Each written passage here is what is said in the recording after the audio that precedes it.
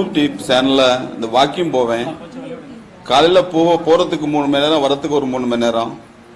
இந்த 3 மணி நேரத்தில் உங்க உபதேசத்தை படிச்ச யூடியூப்ல போட்டு போயிட்டு கேட்டு என்னைய நானே திருத்திக்கிட்டு நல்லா வந்து எப்படியும் நம்மளை திருத்திக்கிட்டு தான் அந்த சாமிகிட்ட போய் உபதேசம் வாங்கணும் எனக்கு ஒரு ஆசை. நான் திருந்துட்டேன். என்ன வீட்டில் எல்லாருமே யாருமே திருத்த முடியல. அப்பாவோ அம்மாவோ யாரும் திருத்த முடியல.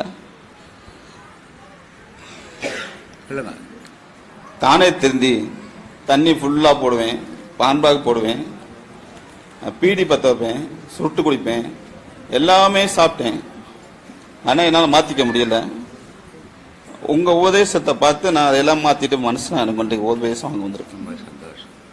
காலையில் கூட சொன்னேன் நான், யாரையுமே யாராலையுமே மாற்றிட முடியாது. உங்கள் அப்பாவால் மாற்ற முடியுதா, உங்கள் அம்மாவால் மாற்ற, உங்கள் பொண்டாட்டியால் மாற்ற முடியுதா, பிள்ளைங்களால் மாற்ற முடியுதா? எந்த ஒரு மனிதனும் தான் மனசால் அவன் மாறினால் மட்டும்தான் மாற முடியுமே தவிர மற்றவங்களாம் இப்போ நான் மாற்றிட்டேன்னா கூட யாரும் மாற மாட்டாங்க. அவங்க மனசு ஏற்றுக்கணும். இப்போ நான் பேசுறது ஒருத்தன் ஏற்றுக்கினா தான் நான் சொன்னபடி அவன் நடப்பான். அவன் ஏற்றுக்கலைன்னா நான் சொன்னதெல்லாம் போகுமா? அவனுக்கு போகாது. அப்போது பேஸ் அடிப்படை ஒரு மனிதன் நல்லவனாக இருக்கிறதுக்கும் கெட்டவனாக இருக்கிறதுக்கும் என்ன காரணம்? ஏங்க வெளியே ரோடுக்கு போகிறீங்களா? போகிறதா இருந்தால் வண்டி இருக்குது, வண்டியில் போங்க, நடந்தெல்லாம் போகாதுங்க, வெயில். அப்போது ஒரு மனுஷன் அவன் வாழ்க்கையை நம்ம செய்த தவறுகள் இவ்வளோ இருக்குது. இனி இந்த வயசு வரைக்கும் இப்படி பண்ணிட்டோம், சரி நடந்து போகும்போது இனிமேல் அதை பற்றி யோசிக்கவே வேணாம். இனி வாழற காலம் 5 வருஷமோ 10 வருஷமோ இல்லை 50 வருஷமோ, ஆனால் நான் நல்லவனாகவே இருப்பேன், நல்லதையே செய்வேன். என் குடும்பத்துக்கும் நல்லது செய்வேன், என் ஊருக்கும் நல்லது செய்வேன், என் குடும்பத்துக்கும் நல்லது செய்வேன், என் மக்களுக்கும் நல்லது செய்வேன். அப்படி வாழ்ந்தால் அதுதான் தெய்வீக வாழ்வு. ஏதோ உபதேசம் வாங்கியிருந்தால தெய்வத்தை யாரும் அடைஞ்சாங்கன்னா அது கற்பனை. உபதேசம் வாங்கி யாராலையும் அடைய முடியாது. அவ்வளோ ஈஸி கிடையாது கடவுளை அடையிறது. கடவுளை அடையணும்னா நீ பிறப்புக்கு அதுலேயே உழண்டு ஒரு பிறப்பில் தான் போய் அடைய முடியும். நேராக இங்கே உபதேசம் வாங்கிட்டு நேராக கடவுள்கிட்ட அனுப்புறது இல்லை. இது நீ மனிதனா மாறுறதுக்கு வழி கிடைக்கும், கடவுள் அடையிறதுக்கு வழி கிடைக்காது. இந்த கற்பனையெல்லாம் இங்கே வச்சுக்கூடாது. நான் பேசுறதுலாம் நிஜம். என்கிட்ட வாங்க, உங்களெல்லாம் கடவுள்கிட்ட அனுப்புகிறேன். எவனாலையும் எந்த கொம்பனாலையும் அனுப்ப முடியாது, சொன்னவனே போக முடியாது. இதெல்லாம் சும்மா ஊரை ஏமாத்துற பொய்யான விஷயத்த நம்ம ஆன்மீகத்தில் பேசக்கூடாது. ஏன் நான் ஏற்கனவே பொய்யால தான் வாழ்ந்துன்னுக்குறான். நீ வேற ஆன்மீகம்ன்ற பேரில் பொய்ய பேசி இன்னும் அவனை மூத்திடாத. உண்மையை மட்டும் சொல்லு. அவன் மனசு தான் அவனை மாற்றும். எவனாலும் யாரையும் மாற்ற முடியாது. பெத்த பிள்ளையால தகப்பனை மாற்ற முடியாது, தகப்பனால பெத்த பிள்ளைய மாற்ற முடியாது. ஆனா என் புள்ள என் புள்ள என் புள்ளன்மா, உன் பிள்ளையாடாது, உன் பிள்ளையே இல்லை, என் புள்ளன்றீங்க. இது என்ன காரணம்? அந்த உடலினுடைய அடையாளத்தை வச்சுன்னு இது எந்து உள்ளகரும். அவன் இல்லை, உன் புள்ள இல்லை. எவனோ அவன் நல்லவனாகவும் இருக்கலாம், கெட்டவனாகவும் இருக்கலாம். நல்லவனா இருந்தா உனக்கு உதவி செய்வான், கெட்டவனா இருந்தா உன்னை எதிர்த்து கொள்ளுவான். ஆனா உடல் மட்டும்தான் 4 வீடு வச்சுக்கிற, 4 வீட்டுல குத்தனை விட்டு வச்சுக்கிற, நீ ஒரு வீட்டுல இருக்கிற. 4 வீட்டு குத்தனை காரணம் நீ வாழற மாதிரி வாழ மாட்டான், அவனுக்கு பிடிச்ச மாதிரி தான் வாழ்வான். 4 புள்ள பெத்துனா 4 வீடு கட்டி வச்சுக்கிற மாதிரி தான் அது. உள்ளகிறவங்கலாம் வேற வேற, அவனுக்கு பிடிச்ச மாதிரி தான் வாழ்வான். இந்த உண்மையை உணர்ந்தான்னா தான் மனுஷன் வாழ்க்கையை திருந்துவான், இல்லைன்னா திருந்த மாட்டான், பாசத்துக்கு அடிமையாகி சாவான். இந்த உலகத்துக்கு நான் என்ன சொல்றேன்னா, நான் செஞ்ச தப்பை மன்னிக்க, நானே சாமி மன்னிச்ச மாதிரி, இறைவன் மன்னிச்ச மாதிரி நல்லா வந்திருக்கேன். அந்த உலகத்துக்கு இனிமேலுக்கு சின்ன சிறுசுகளாக இருந்தாலும் என்னை மட்டும் மாறுங்கிறது ஒரு ஆசை. சந்தோஷம். மாறனால் சந்தோஷம் தான். மாறட்டும், பார்ப்போம். நம்மளால முடிஞ்ச வரைக்கும் முயற்சி போய்விடும். முடிவு இறைவன் பண்ணட்டும். குங்குமமும் திருநீரும் யாரை குறிக்கிறது? இது எதுக்காக பெண்களுக்கும் ஆண்களுக்கும் சொல்லி பிரிச்சு கொடுத்துருக்காங்க?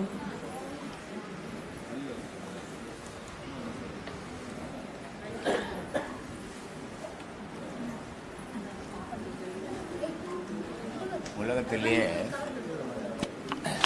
எத்தனையோ விதமான இதுகள் இருக்குது.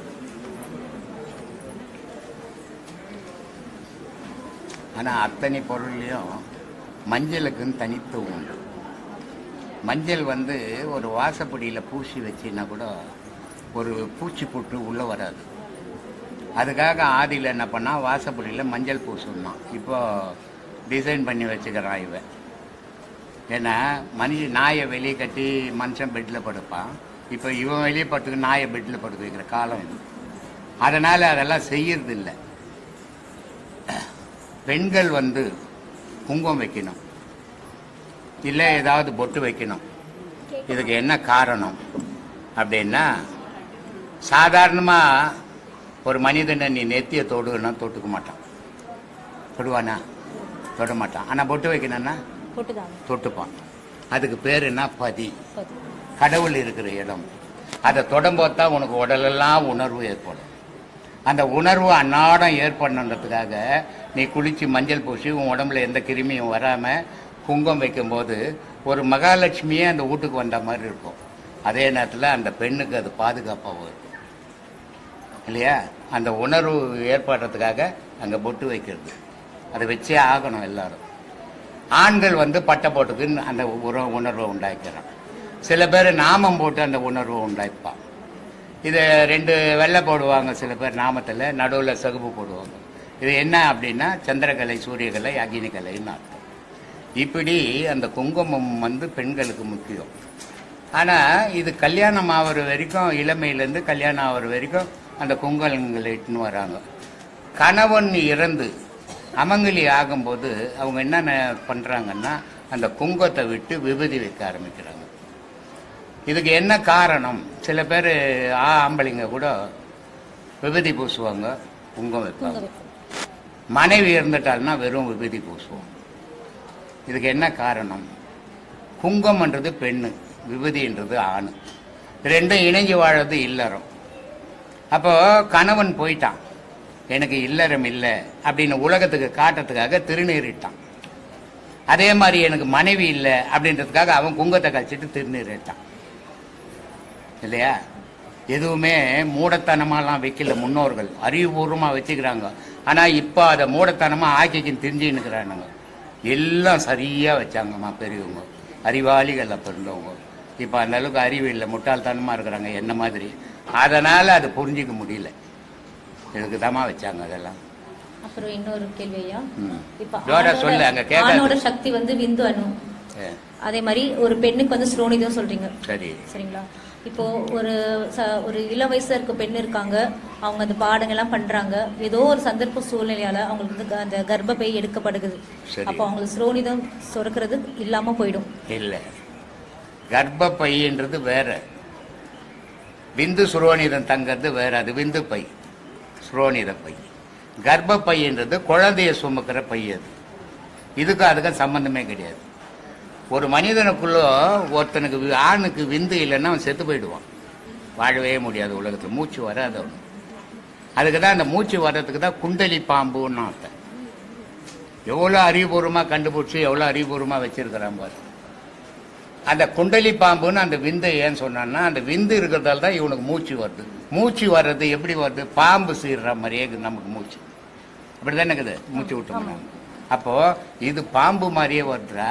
இது எங்கேருந்து வருதுன்னா குண்டலி பாம்புடா. அதுன்னா குண்டலின்றது அது ஒரு ஒய் ஜாயிண்ட் மாதிரி. அது இதெல்லாம் ஏமா ஏன் இந்த கொலவாரி ஒன்று இல்லையா? இப்போ ஒரு ஒய் ஜாயிண்ட் மாதிரி. அது இந்த ஒய் ஜாயிண்ட்ல யூரின் ஒன்றில் ஒரு பையில் ரொம்பது, விந்து சுரோனிதம் ஒரு பையில் ரொம்பது. யூரின் அதிகமாச்சுன்னா யூரின் வருது, விந்து அதிகமாச்சுன்னா தானாக வெளியே போகுது. ரெண்டும் ஒரு இதில் தான் நிற்குது. ஆனால் கர்ப்பப்பைன்றது அது தனி. அது குழந்தைய தாங்குற பை, அது கர்ப்பப்பை. குழந்தைய வாங்குற பை, அது கர்ப்பப்பை. குழந்தைய வெளியே எடுக்கிற பை கர்ப்பப்பை. கர்ப்பப்பைக்கும் விந்து சுரோனிதத்துக்கும் சம்பந்தமே கிடையாது. ஒரு பெண்ணுக்கு சுரோனிதமே இல்லைன்னு சொன்னால் அவள் உயிரோட வாழவே முடியாது. ஒரு ஆணுக்கு விந்து இல்லைன்னு சொன்னால் அவன் உயிரோடவே வாழ முடியாது. அதனால தான் காலையில் கூட யாரோ கேட்டாங்க, சாகா கால் அப்படின்னு. சாகா கால், போகா புனல், வேகா தலை அப்படின்னா என்ன அர்த்தம் அப்படின்னா, நம்மளுடைய மூச்சு செத்ததே கிடையாது. கால்னா காற்று, அப்போ செத்ததே கிடையாது. அதனால அதை சாகா கால்னா. போகா புனல்னா மரணத்திலேருந்து இவன் விந்து வெளியேற முடியாது, அடுத்தவங்ககிட்ட செலுத்த முடியாது. அது அவன் உடலுக்குள்ளே அதை அழிஞ்சிடும். அதனால அது போகா புனல்னா, வேகா தலைன்னா. ஆன்மாவை வந்து வெயிலோ கத்தியோ மழையோ நினைக்கவும் முடியாது, வெட்டவும் முடியாது, முடியாது. இது முப்பொருளும் அழியா பொருள். இந்த முப்பொருள் தான்டா உலகம் அப்படின்னா. அதனால கர்ப்பப்பைன்றது வேற, விந்து பையன்றது வேறம்மா. ஸோ டாக்டர் கிட்ட போய் கேளுமா, இங்கே என்கிட்ட வந்து கேட்டு உயிர் எடுத்துங்கிற. இதோ நம்ம டாக்டர் இருக்கிறார், பார்த்திபன், கேளு. அப்புறம் இன்னொரு கேள்வியா, நீங்கள் குரு சிஷ்யர் பற்றி நிறைய சொல்லியிருக்கீங்க. இப்போ வந்து ஒரு குரு வந்து சிஷ்யரை தேர்ந்தெடுக்கிறாரா, இல்லை சிஷ்யர் வந்து குருவை தேர்ந்தெடுக்கிறாங்களா, இல்லை குரு சிஷ்ய பந்த வந்து பூர்வ ஜென்ம புண்ணியம் இருந்தால் தான் ஒருத்தரால் இந்த குருவை அடைய முடியுமா? ரோட்டில் நான் போய் நகரேன், குரே வடங்குரே அப்படின்றான், சீடன் ஆகிட முடியுமா? சொல்லு, அவன் குருவேன்ட்டானே, சீடன் ஆகிட முடியுமா? நான் சொல்கிறேன் சிஷ்யா வேணும் சிஷ்யா அப்படின்றான், அவன் சிஷ்யன் ஆகிட முடியுமா? இது வாய் வார்த்தையால் ஆவது இல்லை, நிஜத்தில் ஆகணும். சீடன் அவன் குருவாகும். குருவும் நிஜ குருவா இருக்கணும், சீடனும் நிஜ சீடனா இருக்கணும். நான் சொல்லி கொடுக்கறதில்ல, மாறுபடாதவன் தான் சீடன் இல்லையா? ராமகிருஷ்ண பரமஹம்சர் எத்தனையோ சீடர்களுக்கு உபதேசம் கொடுத்தாரு. ஆனா யாராலையாவது அவர் வெளிப்பட்டாரா? வெளிப்படலை. ஆனா அவர் சொல்றாரு, தடிக்கு உண்டா தெரு நிறைய குருமார்கள் இருக்கிறாங்க, ஆனா ஒரே ஒரு சீடன் எனக்கு கிடைக்கல அப்படின்ட்டு. அந்த ஒரு சீடன் தான் விவேகானந்தர். அந்த ஒரு சீடன் விவேகானந்தர் வந்த உடனே விவேகானந்தருக்கு அதுக்கப்புறம் தான் விவேகானந்தர்ன்ற பேர், அவருக்கு நரேந்திரன் தான் பேர். அந்த ஒரு சீடன் விவேகானந்தர் கிடைச்ச பிறகு ராமகிருஷ்ணர் உலகத்துக்கே தெரிஞ்சார். அதுக்கு முன்னே கல்கட்டாக்கே தெரியாது. அப்போ இந்த சீடனால அந்த குரு வெளிப்பட்டாரு, அந்த குருவால இந்த சீடன் உலகமெல்லாம் போனான். இதுதான் உண்மையான குரு சீடம் பந்தம். சும்மா நீங்க உட்காந்து 4 கேள்வி கேட்டு நான் அவர் சிஷ்யங்கன்னு போய் வெளியே சொன்ன சீடன் ஆக முடியாது. நான் சொன்னதுல இருந்து மாறாம இருந்தால்தான் நீ சீடன். நான் சொன்னதெல்லாம் செய்தால்தான் சீடன். நீ என்னை வெளிப்படுத்தினால்தான் சீடன், இல்லைன்னா சீடன் சொல்லிட முடியாது. எல்லா சிவன் கோயிலையும் லிங்க வடிவமாகவே காட்சி கொடுக்கிற சிவபெருமான் தில்லை சிதம்பரத்துல மட்டும் ஆடல் கலையான நட்ராஜ சிலையாக காட்சி கொடுக்கிறது எது? அப்புறம் அந்த நட்ராஜ சிலையோட மகிமைகளும் சொல்லுங்க.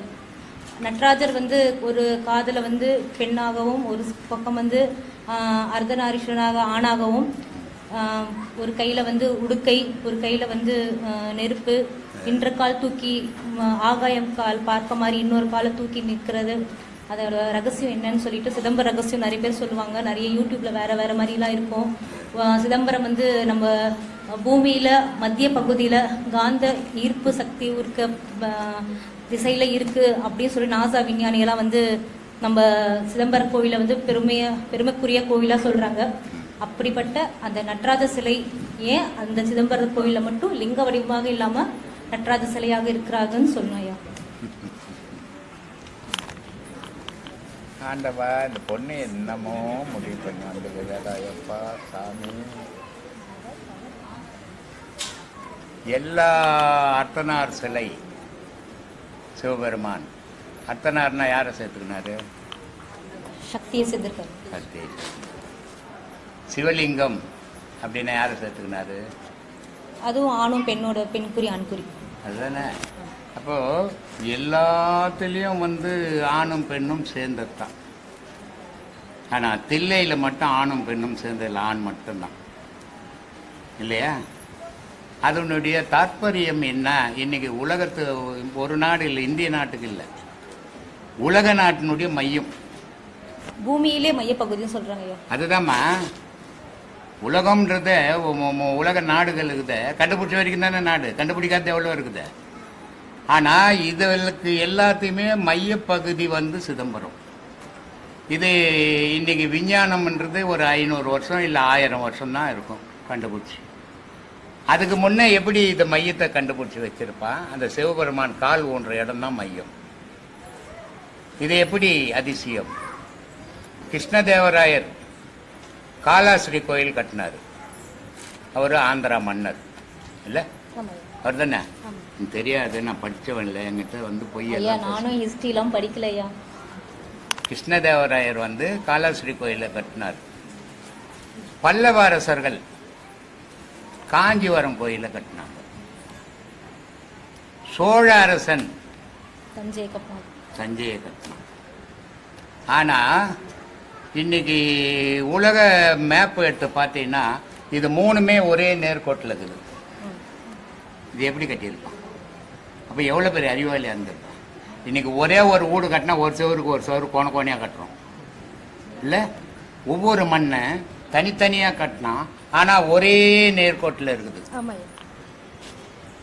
இது எவ்வளோ பெரிய அதிசயங்கள். காரணம் என்ன அப்படின்னா, ஆதியில் இருந்த மன்னர்கள்லாம் ஞானியாகவும் இருந்தான். ஆதியில் இருந்த மன்னர்கள் ஞானிகளாக இருந்தான். ஞானிகளாக இருந்ததால் அவனுக்கு உலகத்தினுடைய உண்மைகள் தெரிஞ்சது. அப்போ அதுக்கேற்ற மாதிரி அதுங்களை அமைச்ச ஆள்களை வச்சு அப்படி அமைச்சது சிதம்பரம் கோயில். இந்த சிதம்பரம் கோயிலினுடைய ரகசியம் என்னன்னா, ஆணும் பெண்ணும் இங்கே இணையணும். இது போகம்னு பேர். இது போகம்னா இன்பம் இல்லையா? அதானே?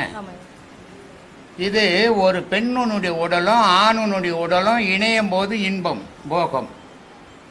ஆனா ஒரு ஆணுனுடைய உடல்ல பெண் இருக்கிறான், ஒரு பெண்ணுனுடைய உடல்ல ஆண் இருக்கிறான். ஆனா இந்த ஒரு உடல்ல இருக்கிற பெண்ணும் ஆணும் இணைஞ்சால் அது ஞானம். இந்த ஆடல் கலையா இருக்கிற நடராஜ வடிவம் அவரையும் ஆடல் கலையா? ஆடல் கலை 64. எத்தனை? 64. 64.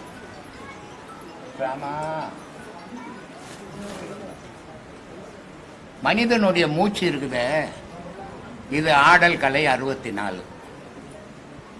இந்த ஒரு வலது பக்க சூரிய கலை மூச்சு உச்சந்தலையிலிருந்து உள்ளங்கால் வரைக்கும் போனா 32. இந்த உச்சந்தலையிலிருந்து உள்ளங்கால் வரைக்கும் போனா 16 கலை. அதே மாதிரி வலது மூக்கிலிருந்து வலது கால் கட்ட விரல் வரைக்கும் போச்சுன்னா அது 16. 16 16 எவ்வளோ ஆச்சு? 32. இது ரெண்டும் சேர்ந்து போகும். ஒரு நேரம் தனித்தனியாக போகும், ஒரு நேரம் ரெண்டும் சேர்ந்து போகும். சேர்ந்து போனால் எத்தனை ஆச்சு? 32 64 கலைஞானம் தான் மனித வாழ்வு. அதுக்கு மேலே ஒன்றும் இல்லை. அந்த 64 கலைஞானம் என்னன்னா இந்த சுவாசமாகப்பட்டது உடலுக்குள்ள நடனம் ஆடுது. அந்த நடனம் தான் ஆகாயத்து நடனம். புரிஞ்சுதா? அது நடனம் ஆடும்போது எப்படி இருக்குதுன்னா, அது ஆணு பெண்ணுன்றது இல்லைங்க. பூமியில் ஆணு பெண்ணாகுது, அதனால சிவலிங்கம் இருக்குது. மற்ற இடத்துங்கள அர்த்தநாரீஸ்வரர் ஆகுது. ஆனால் ஆகாயத்தில் ஆணும் இல்லை பெண்ணும் இல்லை, அது ஒரு ஒலியாக நடனம் ஆடிங்குது. அந்த நடனம் தான் திரு சிதம்பரத்தினுடைய நடனம். இதுதான் 64 கலைஞானம்ன்றது. புரிஞ்சுதா? இப்படி இருக்குது. இதெல்லாம் போய் மீடியாவில் பேசுன்றிய என்ன? இப்போ இதை பேசுறத பார்த்து ஊரெல்லாம் பேச போகிறான். அதான் நடந்துங்குது இப்போ ஊரில். நான் நிறைய வீடியோ பார்க்குறேன். நான் என்னென்ன பேசுறேன்னா அதெல்லாம் பேசிங்கிறானுங்க. சொல்லு. இன்னொரு கேள்வியா, ஜீவ சமாதிக்கு மேல சிவலிங்கம் பிரதிஷ்டை பண்றது என்ன காரணையா? ஆமா, ஆனா எனக்கு மட்டும் பண்ண மாட்டாங்க. நாம என்னை மட்டும் பொல்லாதவன் ஆக்கிட்டாங்க. எனக்கு சிலை செய்து வச்சுட்டாங்க பாத்தியா? ஆனா லிங்கம் வைக்கணும், வைக்க மாட்டேன்ட்டாங்க. ஏன்னா ஜீவ சமாதி மேல லிங்கம் வைக்கிறது என்ன? ஆணும் பெண்ணும் ஐக்கியமாகி போச்சு. ஐக்கியமாகும் போது அது லிங்கமா மாறி போச்சு. அப்படின்றதுனால எல்லா ஜீவ சமாதி மேலேயும் சிவலிங்கம் வச்சு அதுக்கு பூஜை பண்ணுவாங்க. ஆனா இங்க எப்படி வச்சாங்கன்னா, அது நீயே தானே, அது அதனால உன்னையே வச்சிடணும்னு என்ன வச்சிட்டாங்க. இதான் வித்தியாசமா? சொல்லு. அப்புறம் இன்னொரு கேள்வி, அப்படித்தானே மாத்திக்கிறாங்க. அதுக்கு ஏதாவது உண்மைகள் இருக்கா ஐயா? லிங்கம் வைக்கிறதுக்கு ஏதாவது உண்மைகள் இருக்கா? இணைத்தல் தான்மா, இணைதல் தானே. நான் என்ன சொன்னேன், ஒரு உடலுக்குள்ள ஆண் இருக்கிறா, ஒரு பெண் உடலுக்குள்ள பெண் இருக்கிறான்னு. சந்திரகலை பெண்ணு, சூரியகலை ஆண் இல்லையா? அக்னிகலை கடவுள். ஒரு மனிதனுக்குள்ள சந்திரகலை சூரியகலை ஓட்டு, ஆணும் பெண்ணும் இருக்குது. இந்த ரெண்டும் நின்று போய் அக்னிகலைக்குள்ள போனா அந்த ஆணும் பெண்ணும் கடவுளா மாறி போச்சு இல்லையா? அதான் ஞானம். இப்படி இருக்குது உலகத்தில். நம்ம சாதாரண ஒரு அம்மன் கோயில் ஏதோ கோயிலுக்கு போறோம், நம்ம கஷ்டத்தையோ குறையோ சொல்லி ஒரு வேண்டுதல் வேண்டுறோம். சரிங்களா? அது எல்லாரும் பண்றாங்க. இதே மாதிரி மகான்கள் இருக்கிற சமாதி கோயிலுக்கு போயிட்டு இதே மாதிரி நம்ம குறைகள் சொல்லி பண்ணலாம், வேண்டுதல் பண்றது சரியா? ஏன்னா அவங்க சமாதி நிலையில இருக்கிறாங்க, அவங்களோட ஆன்மா இறைவனோட கலந்து இருக்கு. அதனால அந்த மாதிரி இருக்க சமாதிங்க கிட்ட போயிட்டு நம்மளோட குறைகள் சொல்லி அழுறது வேண்டுறது சரியா? இப்ப அப்படித்தான் ஊர்ல நடந்துக்குது. எந்த கஷ்டம் வந்தாலும் சாய்பாபா கோயிலுக்கு போயிட்டு நம்மக்கிட்ட ஒரு சாய்பாபா கோயிலுக்கார பேட்டி எடுத்தாட்டோமா, அவர்கிட்ட 2000 பேர் வந்து காலில் ஊறாங்களாம். அவர் சொல்கிறாரு, எங்கிட்ட 2000 பேர் காலில் ஊறாங்க, அவங்க கஷ்டத்தை சொல்கிறாங்க. நான் வந்து சரி பாபா கிட்ட சொல்கிறேன். பாபா என்னமா அவங்க அண்ணத்தை மாதிரி உட்காந்துங்கிற மாதிரி சொல்கிறாரு. பாபா 1904 சமாதி ஆனார். பாபா இருக்கும்போது யாரும் சீண்டலை. பாபாவை பற்றி விளம்பரம் பண்ணதால இன்னைக்கு ஊரெல்லாம் கோயில் கட்டிக்கினாங்க. பாபா வந்து ஒரு மகான், ஒரு ஞானி. அந்த பாபா வந்து ஞானியாக இருக்கிற வரைக்கும் உலக மக்களுக்கு நன்மைகள் செய்தார். ஆனால் அந்த ஞானி மறையும் போது அது சிவத்தில் போய் இணைஞ்சு போகுது. இணையும் போது இங்கே பாபாவனுடைய சக்தியும் கிடையாது, மற்ற ஞானிகளுடைய சக்தியும் கிடையாது. எல்லாமே கடவுளுடைய சக்தியில் தான் நடக்குது. மனுஷனுக்கு மனசக்தியில் நடக்குது, ஞானிகளுக்கு கடவுள் சக்தியில் நடக்குது. அப்படி ஜீவ சமாதியில் போய் நீ வழிபடணும், நீ கும்பிடணும்னு சொன்னால் உனக்கு அந்த ஜீவ சமாதியில் இருக்கிற மகான்கள் உடலோ நம்பி இல்லை, மனத்தோட அவங்க வாழலை, ஆன்மாவோட வாழ்ந்தாங்க. நீ அந்த நிலையை உருவாக்கிக்கின்னு போய் அங்கே பிரார்த்தனை பண்ணீங்கன்னா கண்டிப்பாக பலிக்கும். ஆனால் நீ சராசரி மனுஷன் உன் காட்டில் வீட்டில் நடக்கிற பிரச்சனையெல்லாம் போய் மகான் கிட்ட சொன்னால் அவர் என்ன முட்டாளா கேட்டுன்னு கற்றுக்க சொல்லு. இதெல்லாம் வந்து அறியாமல் ஏமாளித்தனம். நான் அவர்கிட்ட போய் சொல்லிட்டேன், இவர்கிட்ட காதா இருக்குது அங்கே சலிக்க சொல்லு, வாயாக்குது அது பதில் சொல்கிறதுக்கு. உனக்கு அது ஒரு உருவம் செய்து வச்சுக்குது அங்கே அடையாளத்துக்கு. இப்போ நான் கூட இங்கே 18 மகான்களை செய்து வச்சுக்கிறேன். அவங்கள வழிபடுங்க, அவங்கள மனசில் நினைங்கன்னு தான் சொல்கிறேன். உன் கஷ்டத்தெல்லாம் சொல்லாங்க, தீர்ந்துட்டோன்னு சொல்லலை. ஏன்னா அவங்கெல்லாம் நினச்சி, மகான்கள்லாம் நினச்சி, சாய்பாபாலாம் நினச்சி, எல்லா மகானும் நினச்சி கஷ்டம்லாம் தீர்ந்துடும்னா உலகத்தில் இன்னைக்கு இதில் ரஷ்யாவுக்கும் இதுக்கும் போரே நடக்காது. அவ்வளோ மக்கள் சாக மாட்டான். இங்கே கொரோனாஸ் வந்து லட்சக்கணக்கில் சாக மாட்டான். இதெல்லாம் வந்து அறியாமையில் மக்கள் வாழ்ந்துன்னுக்குறான். உண்மை தெரியல. என்னுடைய விதி தான் என் வாழ்க்கையை நிர்ணயம் பண்ணும், கடவுளோ ஞானியோ நிர்ணயம் பண்ண முடியாது. எந்த ஞானியாலையும் எந்த மனிதனுடைய வாழ்க்கையை நிர்ணயம் பண்ண முடியாது. ஆனா இவனுடைய ஆதங்கம் அதை போய் கும்பிட்டுன்னுக்குறான், இவனுடைய ஆதங்கம் அதுகிட்ட போய் சொல்லின்னுக்குறான். அது என்னமோ கேட்டுங்கிற மாதிரி. எந்த மகானுடைய சிலையும் நீ சொன்னீன்னா கேட்காதுமா. நீ பண்ற பிரார்த்தனையும் நடக்காது. அந்த ரமணர் ஆசிரமம் இருக்குது, பெரிய மகான், உத்தமன். ஆனா அவரை சுத்தி எத்தனை பிச்சை எடுக்கிறவங்கிறான் இல்ல. பெரிய கோயில் திருவண்ணாமலை கோயில், அங்க பிறந்தாவே மோட்சம்ட்டான். ஆனா எவ்வளவு பிச்சைக்காரன் ஒவ்வொருத்தரும் உட்காந்து லட்சம் ஆயிரக்கணக்கில் உட்காந்துங்கிறான். இது எல்லாம் வந்து அறியாமை. என் வாழ்க்கையை நான் தான் நிர்ணயம் பண்ணி நான் இப்படி வாழணும், எப்படி நினைக்கிறனோ அப்படி நான் வாழ்வேன். அது நல்லதா அமையறதும் கெட்டதா அமையறதும் என்னுடைய விதி. இங்க மகானுக்கும் கடவுளுக்கும் இங்க வேலையே கிடையாது. ஆண்டவனே உன்னை படிக்கல, நீயே வந்து இந்த உலகத்துல பிறந்த. உன் தாயும் உன் தகப்பனும் சேரும் போது நீ இடையில வந்து ஊழ்ந்த. உன் தாயும் உன்னை பெத்துக்கணும்னு நினைக்கல, உன் தகப்பனும் உன்னை பெத்துக்கணும்னு நினைக்கல. நீ ஆசைப்பட்டு தான் இந்த பூமிக்கு வந்துட்ட. வந்ததால நீ இங்க இருக்கிற துன்பத்தை நீ அனுபவிச்சு தான் ஆகணும். இது வந்து அப்பா மேல குறை சொல்றது, அம்மா மேல குறை சொல்றது, கடவுள் மேல குறை சொல்றது, இதெல்லாம் முட்டாள்தனமான வார்த்தைகள். அது இல்ல நிஜம். நிஜத்தை நம்பி வாழுங்க, நிஜத்தை தெரிஞ்சுக்கின்னு வாழுங்க, துன்பம் இருக்காது. நிஜத்தை தெரியாத வாழ்ந்தீங்கன்னா துன்பம் வரும். ஒரு கோயில், ஒரு மகானுடைய கோயிலுக்கு போற, ஒரு 10 வாரம் போற, 10 வாரமா எதையாவது ஒரு பிரார்த்தனை சொல்ற, நடக்கல. அப்ப என்ன பண்ணுவ? அந்த மகான ரோடெல்லாம் திட்டின்னு போவ. இனிமா அவர்கிட்ட துட்டு கொடுத்து வச்சுட்டு கடன் கேட்க போன மாதிரி. இதெல்லாம் அறியாமை. மகான்களை வழிபடுங்க, தவறில்லை. ஆனா அவர் இதை செய்வார் அதை செய்வாருன்னு நினைக்காதீங்க. இறைவன் மகான்களை மனசுல ஏத்தனீங்கன்னாவே உங்களுடைய பாவ புண்ணியங்கள் தானா அதுல இருந்து நீங்க விடுபடுவீங்க. மகான்கள் வந்து குறைக்க மாட்டான், அவனுக்கு அது வேலையும் இல்லை. சித்தர்கள் மனிதர்களோட கூடி வாழவே இல்லை, மனிதனை விட்டு விலகியே வாழ்ந்தான் காட்டுல. சித்தர்கள் ஏன் காட்டை விட்டு மனுஷனை விட்டு விலகி காட்டுல வாழ்ந்தான் அப்படின்னா, மனிதன் எப்படியாவது எதை சொன்னாலும் இவன் கேட்கறதே இல்லை, இப்படி சாவகாசமே வானாடான்னு அவன் காட்டுக்கு பக்கம் போயிட்டான். ஆனா மகான்கள் என்ன பண்ணாங்கன்னா, இவனை எப்படியாவது 1000 பேர் இருக்கிறான், 5 பேர் திருந்த மாட்டானா அப்படின்றதுக்காக மகான்கள் இந்த உலகத்துல பாடுபட்டாங்க. அப்படிப்பட்ட மகான்களுடைய நினைவு மனசுல வச்சுக்கோ, நீ தீமையிலிருந்து வெளியே வந்துருவ. ஆனா அவரு வந்து காப்பாத்துவார், இவர் வந்து எவரு வந்து காப்பாற்ற மாட்டார். உன்னை நீ தான் காப்பாத்திக்கணும், கடவுள் தான் உன்னை காப்பாற்றணும். மூவாய் நான்மறை முதல்வாய் போற்றி, சேவாய் செம்பொடி சிவனை போற்றி, காவாய் கனக குன்றே போற்றி, ஆவாய் என்று அருள்வாய் போற்றி, படைப்பாய் காட்பாய் துடைப்பாய் போற்றி, இடரை அக்கறையும் எந்தாய் போற்றி, தென்னாட்டவர்க்கும் இறைவா போற்றி, எந்நாட்டவர்க்கும் இறைவா போற்றி அப்படின்னு வந்து மாணிக்க வாசகர் ஒரு பாடல்ல இருக்கையா. இதில் வந்து தென்னாட்டுடையார் இறைவா போற்றி, எந்நாட்டவர்க்கும் இறைவா போற்றி. அவர் தென்னாடு அப்படின்னு சொல்றது நம்ம தமிழகத்தையா? அப்போ தமிழகம் தான் சிவன் இருக்காரா, வேற எங்கேயுமே இல்லையான்றது ஒரு கேள்வி நிறைய பேர் மனசுல இருக்கு. தமிழ்நாடு, கர்நாடகம், ஆந்திரா, கேரளா எப்ப பிரிச்சாங்க? எப்பமா பிரிச்சாங்க? ஒரு 200 வருஷத்துக்கு முன்னாடி பிரிச்சிருக்காங்க. எப்ப பிரிச்சாங்க சரியா இல்ல தெரியாது. 1962 பிரிச்சாங்க. 50 வருஷம் இல்லையா?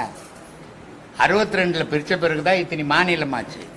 அதுக்கு முன்ன இத்தனையும் சேர்ந்து ஒரு மாநிலமா தான் இருந்தது. இமயமலை எதை நோக்கி நீ பாக்குது? ஒரு பக்கம் பாத்தீங்கன்னா அது சைனாவை நோக்கி பார்க்கும், ஒரு பக்கம் பார்த்தீங்கன்னா திபெத்தை நோக்கி பார்க்கும், ஒரு பக்கம் பார்த்தீங்கன்னா தமிழ்நாட்டை நோக்கி தான் பார்க்கும் இல்ல? அப்போ இறைவன் இருக்கிறது தென்னாடு உடைய சிவனே போற்றி அப்படின்னா அந்த இறைவன் இதை நோக்கி பார்க்கறான்.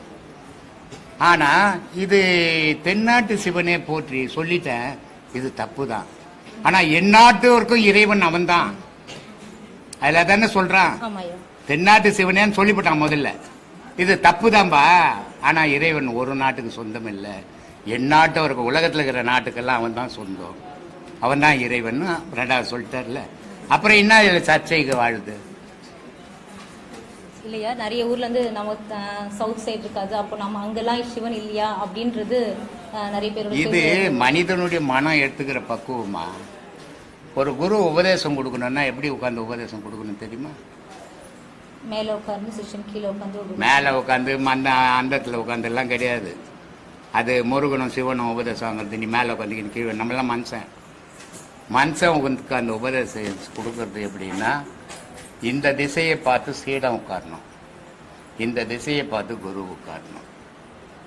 இதுக்கு என்ன காரணம் அப்படின்னா, சிவம் இந்த திசையை பார்த்து நிற்கிறாரு, சீடன் வந்து சிவத்தை பார்த்து நிற்கிறான் அப்படின்றதுக்கு தான் உபதேசமே அப்படி கொடுக்குறோம் இல்லையா? குரு இந்த பக்கம் உட்காந்து, அந்த பக்கம் உட்காந்து, கிழக்கு உட்காந்து, மேற்கு உட்காந்துலாம் கொடுக்கக்கூடாது.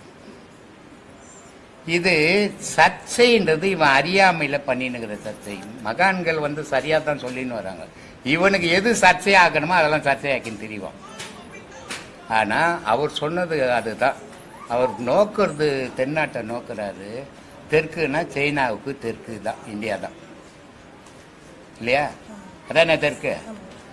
அப்போ அது சைனாவுக்கு உரிமையானது இல்லடா இமயம், தெற்கு நாடு இந்தியாவுக்கு உரிமையானது. அதனால தென்னாட்டு சிவனே போற்றின்ட்டார். இதை சொல்லிட்டு என்ன சொல்லிட்டாரு? இல்லப்பா, இந்தியாவுக்கு மட்டும் சொந்தம் இல்லை, உலகத்துக்கு எந்நாட்டவருக்கும் இறைவா போற்றின்ட்டார் இல்லையா? இதுல என்ன சர்ச்சைக்குது? அறியாமையில எவனா எதனா சர்ச்சை பண்ணின்னு கிடப்பான். கடவுள்ல பிரிவே கிடையாதுமா, மனுஷனுடைய மனசுல தான் பிரிவு. மனுஷனுடைய மனசுல தான் ஏற்றத்தாழ்வு, இறைவன்ல ஏற்றத்தாழ்வே கிடையாது. இறைவன் யாரையும் தாழ்ந்தவனா நினைக்கிறது இல்லை, யாரையும் உயர்ந்தவனாவும் நினைக்கிறது இல்லை. நான் நிறைய ஞானிகளை பற்றி தெரிஞ்சுக்கும் போது அவருக்கு வந்து சும்மா இரு அப்படின்னு சொல்றது வந்து மௌனோபதேசம் தான் சும்மா இருன்னு சொல்லியிருக்காங்களா, இல்லைன்னா அதுக்கு அர்த்தம் என்னங்க? நீங்கள் என்ன வேலை செய்றீங்க? நான் ஐடி இன்ஜினியர் இருக்கீங்க. ஏன்பா? Computer science engineer. இப்போ நாளைக்கு போய் என்ன பண்ணிடுறேன்னு அதை எழுதி கொடுத்துடும். வேலையை விட்டு தூக்கிடுவாங்க, வேலையை விட்டு தூக்கிடுவாங்க. எழுதி கொடுத்து வேலை விட்டு வாங்கன்னு சொல்லிங்கிறேன், தூக்கிடுவாங்கல்ல. நீயே வந்துட்டு அவன் தூக்கத்துக்கு முன்ன, அப்பதான் சும்மா இருக்க முடியும். சும்மா இருக்கிறேன்றது அவ்வளவு விளையாட்டு விஷயம் இல்லை. அதனால மகான் சொன்னாரு, சும்மா இருந்து சுகம் பெறுனா, நான் சும்மா இருந்து சுகம் பெறுனா நீ வேலை வெட்டி பொண்டாட்டி புள்ள குட்டிலாம் வச்சு சும்மா இருக்க முடியுமா?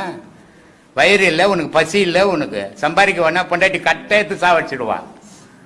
அதனால அதெல்லாம் பேசக்கூடாது. உனக்கு கொடுத்த உபதேசத்தை நீ சீரா பண்ணு. சும்மா இருந்தீன்னா வேலைக்கு போக முடியுமா? அப்புறம் எப்படி வருமானம் வரும்? அதுதான் ஞானத்துக்கு வழி. ஆனா இருக்க முடியாது மனுஷனால. இன்னைய சமுதாயத்தெல்லாம் ஒழிச்சே ஆகணும், ஓடி ஆகணும். கலியுகம் இது. அப்ப அவன் ஓடி ஓடி ஒழிச்சாதான் அவன் குடும்பத்தை அவன் காப்பாற்ற முடியும். அப்படி காப்பாத்தினாதான் அவன் நிம்மதியா வீட்டுல படுக்க முடியும். ஆனால் இதையும் தாண்டி இறைவன் இருக்கிறான்ற நினைவோட வாழுங்க. அதுதான் வாழ்க்கை. இந்த ஒரு பிறவிலே நீ இப்ப நீ எதுக்கு ஐடியில வேலை செய்யற அளவுக்கு எதுக்கு படிக்கணும்? கடவுளை தேடுறவனுக்கு படிப்பு தேவையில்லை. ஏன்னா படிப்புன்றது மனம் சம்பந்தப்பட்டது, கடவுள்ன்றது அறிவு சம்பந்தப்பட்டது. அதுக்கு படிப்பு தேவை கிடையாது. இந்த பிறப்புல நீ சீரா செய்யணும்னா அடுத்த வாட்டி படிக்க மாட்டேன், வீட்டுல இருந்து சின்ன வயசுல ஓடி போடுவேன். அப்போ சும்மா இருக்க முடியும். இப்ப சும்மா இருந்தீங்கன்னா விபரீதமா மாறிடும். சொல்லு. அடுத்த கேள்வி, தன்னை அறிதல். அதுல நான் நிறைய ஆராயும் போது மனசு இருக்கு, புத்தி இருக்கு, உடம்பு இருக்கு. புத்தி சொல்றது மனசு கேட்க மாட்டேங்குது, மனசு சொல்றது நான் சொல்றது மனசு கேட்க மாட்டேங்குது. எதுவோ எல்லாம் கேட்டுச்சுன்னு சொன்னா இங்க ஒரு குறிக்காக்கா கூட இருக்காது. ஒன்னு சொல்றத ஒண்ணு கேட்டதுன்னா இங்க யாருமே வரமாட்டாங்க. ரொம்ப அழகா சொல்லுவாரு திருமூலர், ஆரியன் நல்லான் குதிரை இரண்டுண்டு வீசி பிடிக்க விறகறிவார் இல்லை, கூறிய நாதன் குருவருள் பெற்றால் வாரி பிடிக்க வசப்படும் தானேன்னு. அப்போ இந்த ஐம்புலன்கள் இருக்குது, 5 திசையில ஓடுது. இதை சேர்த்து பிடிக்கும் என்னால முடியல, நான் என்ன சாமி பண்றதுன்னு திருமூலர் கிட்ட கேட்டா திருமூலர் சொல்றாரு, நல்ல குரு கிட்ட போ. குரு கிட்ட போறது பெரிய விஷயம். ரோட்ல போறவங்கலாம் குரு கிட்ட வந்துடலாம். ஆனா நல்ல சீடனா இரு, குரு சொன்னதை தப்பாம செய். இந்த 5 புலனும் வாரி பிடிச்சி நான் வசப்பட்டுட்டோன்றாரு. ஆனா நான் இங்க எல்லாருக்கும் சொல்லிடுறேன், கேட்டாண்டே எல்லாம் நான் சொன்னதெல்லாம் கொட்டிட்டு வீட்டுக்கு போயிடுறான். ஏன்னா இங்க சொன்னதை நான் வீட்டுக்கு எடுத்துன்னு போனா அந்த ஆள் சொல்லிடுவான், நான் வீட்டுல யார் வம்பு படுறதுன்றான். இப்படி இருக்குது. அதனால இங்க இந்த மக்கள்லாம் என்ன எவ்வளவோ விஷயங்களை இந்த உலகத்துக்காக சொல்லணும்னு சொல்லின்னு இருக்கிறேன். ஆனா மக்களுடைய மனம் எப்படிக்குன்னா கருங்கல் மாறிக்குது. ஆணி அடிச்சா இறங்க மாட்டேங்குது, வளைஞ்சு போகுது, உடைஞ்சு போகுது. ஆனால் மண் செவத்துல ஆணி அடிச்சா சருன்னு போகும். இந்த மனமாகப்பட்டது மண் செவர் மாதிரி இருக்கணும். நான் பேசுறது அப்பதான் மனத்துக்குள்ள இறங்கும். கல் செவர் மாதிரி இருந்தா நான் என்ன கத்தனா கூட இந்த மனுஷனுடைய மனசுக்குள்ள போலது. அந்த காதோட போன விஷயத்த கேட்டோட கொட்டிட்டு வீட்டுக்கு போயிடுறான். அப்புறம் எப்படி ஞானம் கிடைக்கும்? எப்படி மாறுதல் கிடைக்கும்? இப்ப உனக்கு முன்ன பேசினவர் ஒரு பெரிய வக்கீல் ஹைகோர்ட்ல இருக்கிறார். அவர் என்ன பண்றாரு, சமுதாயத்துல தவறுகள் நடக்கக்கூடாதுன்னு அவர் நிறைய பாடுபடுறாரு. ஆனா சமூகத்துல தவறுகள் நடக்கக்கூடாதுன்னா உன்னை பாதுகாத்துக்கிறதுக்கு ஒரு கூட்டம் இருக்கணும். நீ தனிப்பட்ட வக்கீலா இருந்து நான் சமுதாயத்துல தவறுகள் நடக்கக்கூடாதுன்னு சுட்டி காட்ட ஆரம்பிச்சேன்னா விபரீதங்கள் நடக்க ஆரம்பிச்சிடும். அதை தான் அவருக்கு சொல்லி அமைச்சேன், உனக்கு வானா அந்த வேலையை, உன் வேலையை மட்டும் நீ செய்யிட்டு. அது மாதிரி இந்த பாழா போன உடம்புக்குள்ள இருக்கிற மனம், சித்தம், புத்தி, அகங்காரம்னு 4 பொருள் இருக்குது. அது 4 திசையில ஓடும். அதை குரு சொன்னபடி அவன் வீட்டுக்கு போயும் இங்க என்ன சொன்னா அதையே செய்தான்னா அது அடங்கும், இல்லைன்னா அடங்காது. கடைசி கேள்வி, நீங்க மனமே குருன்னு சொல்லிருக்கீங்க. மனமே குரு, மனசு குருன்னு இருக்கீங்க, மனமே குரு. ஆனா அந்த மனசு பாக்குறதுலாம் ஆசைப்படுறியா? பாக்குறதுக்கெல்லாம் ஆசைப்படுது, பொருளை பார்த்தா ஆசைப்படுது. மனம் என்ன ஒண்ணு இல்லப்பா. மனம் இப்போ இருதயம் இருக்குது, அது கூட என்னென்ன இருக்குது? ரத்த குழாய் இருக்கு, மண்ணீரல் இருக்குது, கல்லீரல் இருக்குது, நுரையீரல் இருக்குது. இந்த மாதிரி 5 பஞ்சபூதத்தினுடைய நிலையும் ஒன்னா சேர்ந்ததுதான் ஒரு கொலை இல்லையா? ஆனா மனம்னு குடல் கீழே போனா நம்ம சாப்பாடு ஆகாரம் போடுறது, அதை ஜீரணப்படுத்துறது, குடல் கிடல் எல்லாம் இருக்குது. மனம்னு என்ன பொருள் இருக்குது? உடம்பு உச்சந்தலைந்து உள்ளங்காலுக்கு தொடர்ந்து உணவு ஏற்படுது இல்லையா? அந்த உணவு தான் அந்த உணர்வுக்கு எது காரணமாகுது? தெரியலங்க. உயிர் காரணமா இருக்குது. அந்த உயிரோட எண்ணங்கள் சேரும்போது அது மனமா மாறுது. மனமா மாறும்போது உன்னை நீ பார்க்கும்போது மனம் அடங்கும், உலகத்தை பார்க்கும்போது மனம் அடங்காது. நீ ஒரு ஐடி கம்பெனில போனா 4 பேர் 4 சொல்லுவாங்க, 4 பேரையும் கேட்கணும். நீ நான் என்ன பார்க்கணும், நான் யாரையும் பார்க்க மாட்டேன்னு தேத்தி போடுவாங்க உன்னை. அதனால எடுத்த உடனே உச்ச மரத்துக்கு ஏறிடக்கூடாது. பொத்துன்னு கீழே வந்துடுவீங்க. கொஞ்சம் கொஞ்சமா ஏற முயற்சி பண்ணுங்க. அது நல்லபடியாக எடுத்து போய் சேர்க்கும் உங்களை. அதனால ஒரே நாள் இந்த உபதேசங்கள் பெரிய கடவுள் ஆகிறதுக்கு நான் உபதேசம் கொடுக்கல, என்னால் ஆக்கவும் முடியாது. பெரிய ஞானி ஆகாத, நல்ல மனிதர் ஆகிறதுக்காவது இதுல பழகுங்க. நான் உபதேசம் கொடுக்கறத நல்ல மனுஷனா இருக்கணும்ன்றதுக்கு நான் உபதேசம் கொடுத்துருக்கிறேன்.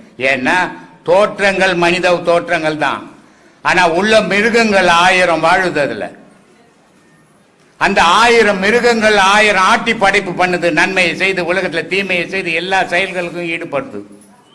ஆனா அந்த மிருகத்தை தூக்கி வெளியே போட்டு நல்லதை மட்டும் மனசுக்குள்ள வச்சுக்கணும் மனிதனா ஆகிறதுக்கு பழகுங்க. அந்த பழக்கத்துக்கு தான் இங்க உபதேசம் கொடுத்துங்கிறேன். அதை பழகினீங்கன்னாவே தீமையிலிருந்து நீங்க வெளியே வருவீங்க, பாவத்திலிருந்து நீங்க வெளியே வருவீங்க, இறைவனுடைய அருள் உங்களுக்கு கிடைக்கும். இதை 3க்காக தான் இவ்வளோ காட்டு கத்தின்னுக்கிறேன். அதனால அதை நினைச்சு செய்யுங்க. எடுத்த உடனே உச்சந்தலைக்கு போயிடக்கூடாதுன்னு நினைக்க முடியாது, போகக்கூடாது. அப்படி போனீங்கன்னா பொன மாதிரி கடப்ப, பொன மாதிரி கந்த உன் பொண்டாட்டி செத்து போட்டு எடுத்து போட்டுருவா. ராமகிருஷ்ண பரமஹம்சர் ரொம்ப அழகான ஒரு கதை சொல்லுவார். ஒரு சீடர் அவருக்கு, அவர் சொல்றாரு, உலகத்தில் என் பொண்டாட்டி மாதிரி கருணை உள்ள பொண்டாட்டி யாரும் இல்லைங்க அப்படின்றாரு அவர். ஏன்னா இது ஒவ்வொரு புருஷனும் ஏமாந்து போறதுக்கு வழி அது. உடனே எங்க அம்மா மாதிரி ஒரு அம்மா உலகத்துல இல்லைங்க அப்படின்றாரு அந்த சீடர். அப்படியாப்பா, இதெல்லாம் நம்பக்கூடாதுப்பா, நீ உன்னை நம்பணும்பான்றாரு. இல்லைங்க, நீங்க சொன்னா நான் எடுத்துக்க மாட்டேங்க, என் பொண்டாட்டியினுடைய செயல் எனக்கு தெரியாதா, எங்க அம்மாவனுடைய செயல் எனக்கு தெரியாதா அப்படின்றாரு. அப்படியா, நீ தெரிஞ்சுக்கணுமா, நேரா போ. அவர் அடாயோகம்னு செய்வார். அடாயோகம் கேள்விப்பட்டுக்கிறியா? அப்படியே செத்து போன மாதிரி கை காலெல்லாம் நீட்டிக்கு நிற்பான். அது மாதிரி போய் அடாயோகம் பண்ணி படுத்துக்கோன்றாரு. இவர் படுத்துக்கினாரு. எல்லாருக்கும் செத்து போட்டாங்கன்ட்டு அலௌன்ஸ் பண்ணிட்டாங்க. அலௌன்ஸ் பண்ணோன்னு ஊர் ஜனம் வந்துடுச்சு. ஆனால் பணத்தை போய் வெளியே போடணும். பணத்தை தூக்கின்னு போனால் கையங்கால் நீட்டிங்க இல்லை, நல்லா செத்து போயிருந்தா அது வாசப்பட்டியில் எடுத்துன்னு போயிடலாம். இது கையங்காலம் மோச்சின்னுக்குத. உடனே ஊர் ஜனம் என்ன பண்ணுச்சு, கெட்டப்பார் எடுத்தது வாசப்பட்டியை குத்தி அகலப்பட்டு எடுத்து போயிடலான்ட்டு. உடனே பொண்டாட்டி சொல்கிறா, அந்த பாழா போன வச்சுக்கிட்டு இந்த ஒரு வீடு தான், இதை வேற ஒடிச்சு போட்டுறாதீங்க அப்படின்ட்டா. அதையும் கேட்டுக்கணும். இவன் பணம் போடுறதுக்கு ஒரு பெஞ்சு வேணும். அவங்க அம்மா பத்துங்கிறாங்க. அந்த பெஞ்சு வேணுமா, பணம் போட்ட பிறகு அப்புறம் எடுத்து போன பிறகு நீ பத்துக்கமான்றாங்க. அவன் எனக்குன்னு வச்சது இந்த ஒரு பெஞ்சு தான், இதை வேற நீங்க எடுத்து போனா சுடுகாட்டுக்கு தாண்டா போய் போடணும்னு பெஞ்சை கொடுக்க மாட்டாங்க. அப்பதான் சொன்னா ராமகிருஷ்ணன் சொன்னது எவ்வளவு சத்தியமான விஷயம். பொய்யான வாழ்க்கையை நம்ம வாழ்ந்துன்னுக்கிறோம் அப்படின்றத உணரலாம். அது மாதிரி எல்லாரும் பொண்டாட்டியும் நல்லவங்க, எல்லாரும் புருஷனும் நல்லவங்க, எல்லாரும் அம்மாவும் நல்லவங்க, எல்லா பிள்ளைங்களும் நல்லவங்க தான். நல்லவங்க மாதிரி இருக்கிறதால தான் நம்ம வாழ்ந்துன்னுக்கிறோம். கெட்டவங்கன்ற ஒரு சந்தேகம் வந்துச்சுன்னா வாழ்க்கையை போய் செதறி போயிடும். அதனால உலக விஷயத்துல நல்லவங்களாவே எல்லாரையும் நினைங்க. கடவுள் விஷயத்துல அதை வச்சுக்காதீங்க, தூரம் வச்சுட்டு அதுக்கு அதை தேடுங்க. அப்போதான் அதை அடைய முடியும். அதனால அப்படி போங்க. நன்றிங்க. நன்றி. ஃபஸ்ட்டு உபதேசம் வாங்கிட்டு 2வது உபதேசம் 2வது அப்படியே 2வது மாதம் வாங்கிட்டோம். 2வது மாதம் வாங்கிட்டியா? பின்னாடி பண்ணி இல்லை, அப்புறமா தான் எங்களுக்கு தெரிஞ்சது நீங்கள் யூடியூப்ல சொன்னது. 6 மாதம் கழிச்சு தான் நாம் 2வது உபதேசம் வாங்கணும். இது பட்டாணி கடை இல்லைப்பா, ஆன்மீக சார். அதுதான் சாமி, எனக்கு தெரியாம நிறைய பேர் பட்டாணி கடை நினச்சின்னு மாதம் போன ஒரு ஒன்றுமே முட்டாளா இருந்ததே மேலு, அதை விட முட்டாளாயிடுவீங்க. அது மாதிரி உபதேசம் வாங்கணும். ஒரு உபதேசம் வாங்கினா 12 வருஷங்கள் ஆகணும் இந்த உபதேசம் முடிக்கிறது. ஒரு உபதேசம் வாங்கினா அடுத்த உபதேசம் 6 மாதம் கட்டி தான் வாங்கணும். அப்போதான் முதல் வாங்கின உபதேசத்தில் அனுபவங்கள் கிடைக்கும். அதை விட்டுட்டு மாதம் வாங்கினீங்கன்னா ஒரு பார்த்தம் தெரியாது. முதல்ல இருந்தது புத்திசாலி இருந்திருப்ப, இப்போ வடிகட்டின முட்டாள் ஆயிடுவேன். கொண்டாட்டி திட்டிக்கினே இருப்பாப்பா வீட்டில், சும்மா இருக்க மாட்டா. இல்ல சார், அப்படிதான் ஆயிட்டு. சரி, அப்புறமா 2வது நம்ம சீனிவாச சாமி கிட்ட சொன்னோம். அந்த சாமி கிட்ட சொன்னோம். சரி, அவர் அவர்கிட்ட சொன்னோம். அப்புறம் நம்ம அண்ணா கிட்டே கேட்டோம். அவர் என்ன சொன்னாரு, சரி நீ 2வது உபதேசம் வேண்டாம் விட்டுரு, ஃபர்ஸ்ட் உபதேசே செய்யு. 2வது உபதேசம் ஒரு குறிப்பிட்ட நாள், ஒரு 6 மாசம் ஒரு 5 மாசம் ஆகும் சொல்லு அப்படின்னாரு. அது இப்ப அந்த ஃபர்ஸ்ட் உபதேசமே ஒரு நாள் நல்லா ஓரளவுக்கு நல்லா 1 மணி நேரம் சீரா உட்காந்து சேர்க்காரு. ஆனா ஒரு நாள் 20 நிமிஷம் 30 நிமிஷம் உட்காந்து சேர்க்க ரொம்ப மனம் தடமாட்டம் முடியாது. ஏன்னா இதுக்கு என்ன பாழா போன மனம் இருக்குது, அது அவ்வளவு சாதாரண பொருள் இல்லை. நீ புடிச்சு வச்சா போ நிக்கிறதுக்கு. அது உனக்கு நீ நினைக்கிறதுக்கு ஏத்த மாதிரி அது வர்றதுக்கு உனக்கு 6 மாசம் ஆகும். அந்த 6 மாசம் அது கூடவே நீ இடிக்கிற எருது மாடுக்குது அதுகிட்ட போய் நான் பெரிய வீரன் நின்று என்ன பண்ணோம், இடிச்சிடும் இல்ல குத்தி கொலை பண்ணி போட்டு போடும். இடிச்சிடும்ன்றது ரொம்ப சிம்பிளா. இடிச்சிட்டா எங்கன்னா ஓரம் வந்துடும், நீ காலி ஆயிடும் உலகத்துல இருந்த. அந்த மாதிரி இந்த பாடம் எருது மாடு மாதிரி மனம். அதை போய் மொட்டுத்தனமா நான் அடக்கினீன்னா உன் கதை முடிஞ்சிடும். அதுகிட்ட உறவாடின பசும்புல்லு கொடுத்து அப்படியே கதை பண்ற மாதிரி இந்த மனசுகிட்ட நீ உறவாடியே அதை அடக்கணும். எதிர்த்து போனீங்கன்னா விபரீதங்கள் நடக்கும் உலகத்துல. அதனால உன் வாழ்க்கையே கெட்டு போயிடும். அதெல்லாம் நடக்காத காரியம். ஒவ்வொரு பாடமும் 6 மாசம் பண்ணுங்க. அந்த பாடத்துல என்ன அனுபவம் கிடைச்சதுன்னு பாருங்க. மூச்சு அடங்கினாதான் மனம் அடங்கும், மனம் அடங்கினாதான் மூச்சு அடங்கும், மூச்சு மனம் அடங்கினாதான் புலன் அடங்கும். இதையெல்லாம் அடங்கிறதுக்கு குறைஞ்சது 12 வருஷம் ஆகணும். நீ போன மாசம் வாங்கின உபதேசம் வாங்கிட்டு இப்ப காலையில தான் சொல்லிட்டு வந்தேன். மௌன உபதேசத்துக்கு மேல யாருக்கும் உபதேசம் கொடுக்காதீங்க, இனிமேல் தேவையில்லை. ஏன்னா அந்த அளவுக்கு இங்க அறிவாளிங்க யாரும் இல்லை. இவன் கடவுளாடினே வரல, இங்க என்ன இருக்குதுன்னு வரான். அவனுக்கெல்லாம் சும்மா உபதேசம் கொடுத்து வீணா போயிடும் அது. ஏன்னா இது இறைவனுடைய பாதையில போற பயணம், இது உலக வாழ்க்கையில போறது இல்லை. அதுக்கு ஒரு பயம், பக்தி, ஞானம் இதெல்லாம் அடையணும்னா நம்ம காத்திருக்கணும். அதுக்காக மாசம் என்கிட்ட துட்டுக்குதுன்னு 1000 ரூபாய் கொடுத்துட்டு நான் உபதேசம் வாங்கிட்டு போறேங்கன்னா ஒண்ணுமே தெரிஞ்சுக்க மாட்டேன், முட்டாளா போயிடுவீங்க. அதனால அந்த மனம் அப்படி அடங்காது. ஒரு 4 கிராம் அது அடங்கி கொஞ்சம் கொஞ்சமா மூச்சே உனக்கு இவ்வளவு பேசிங்கிற மூச்சு வருதா பாத்தியா? கையை வச்சு பாரு, நான் பேசிக்கினே இருக்கிற மூச்சு வருதா? வரக்கூடாது, அது உள்ள அடங்கி போகணும். அதனால சொன்னான், ஏற்றி இறக்கி இருகாலம் பூரித்து காற்றை பிடிக்கும் கணக்கறிவாளிக்கு கூற்றை ஒதிக்கும் குறியது வாழ்மைன்னு. இது நல்லா ஏற்றி இறக்கி உள்ள அடங்கி போடணும்டா, அது வெளியே வரக்கூடாது. வெளியே வந்துன்னா உலகத்துல இருக்கிற விஷயத்தெல்லாம் கூட புடிச்சும் போயிடும். புடிச்சும் போயிடுச்சுன்னா உன் மனசு நிக்காது. அப்போ உன் மூச்சு வெளியே போவாருந்தா உலக விஷயம் உனக்குள்ள வராம இருக்கும்.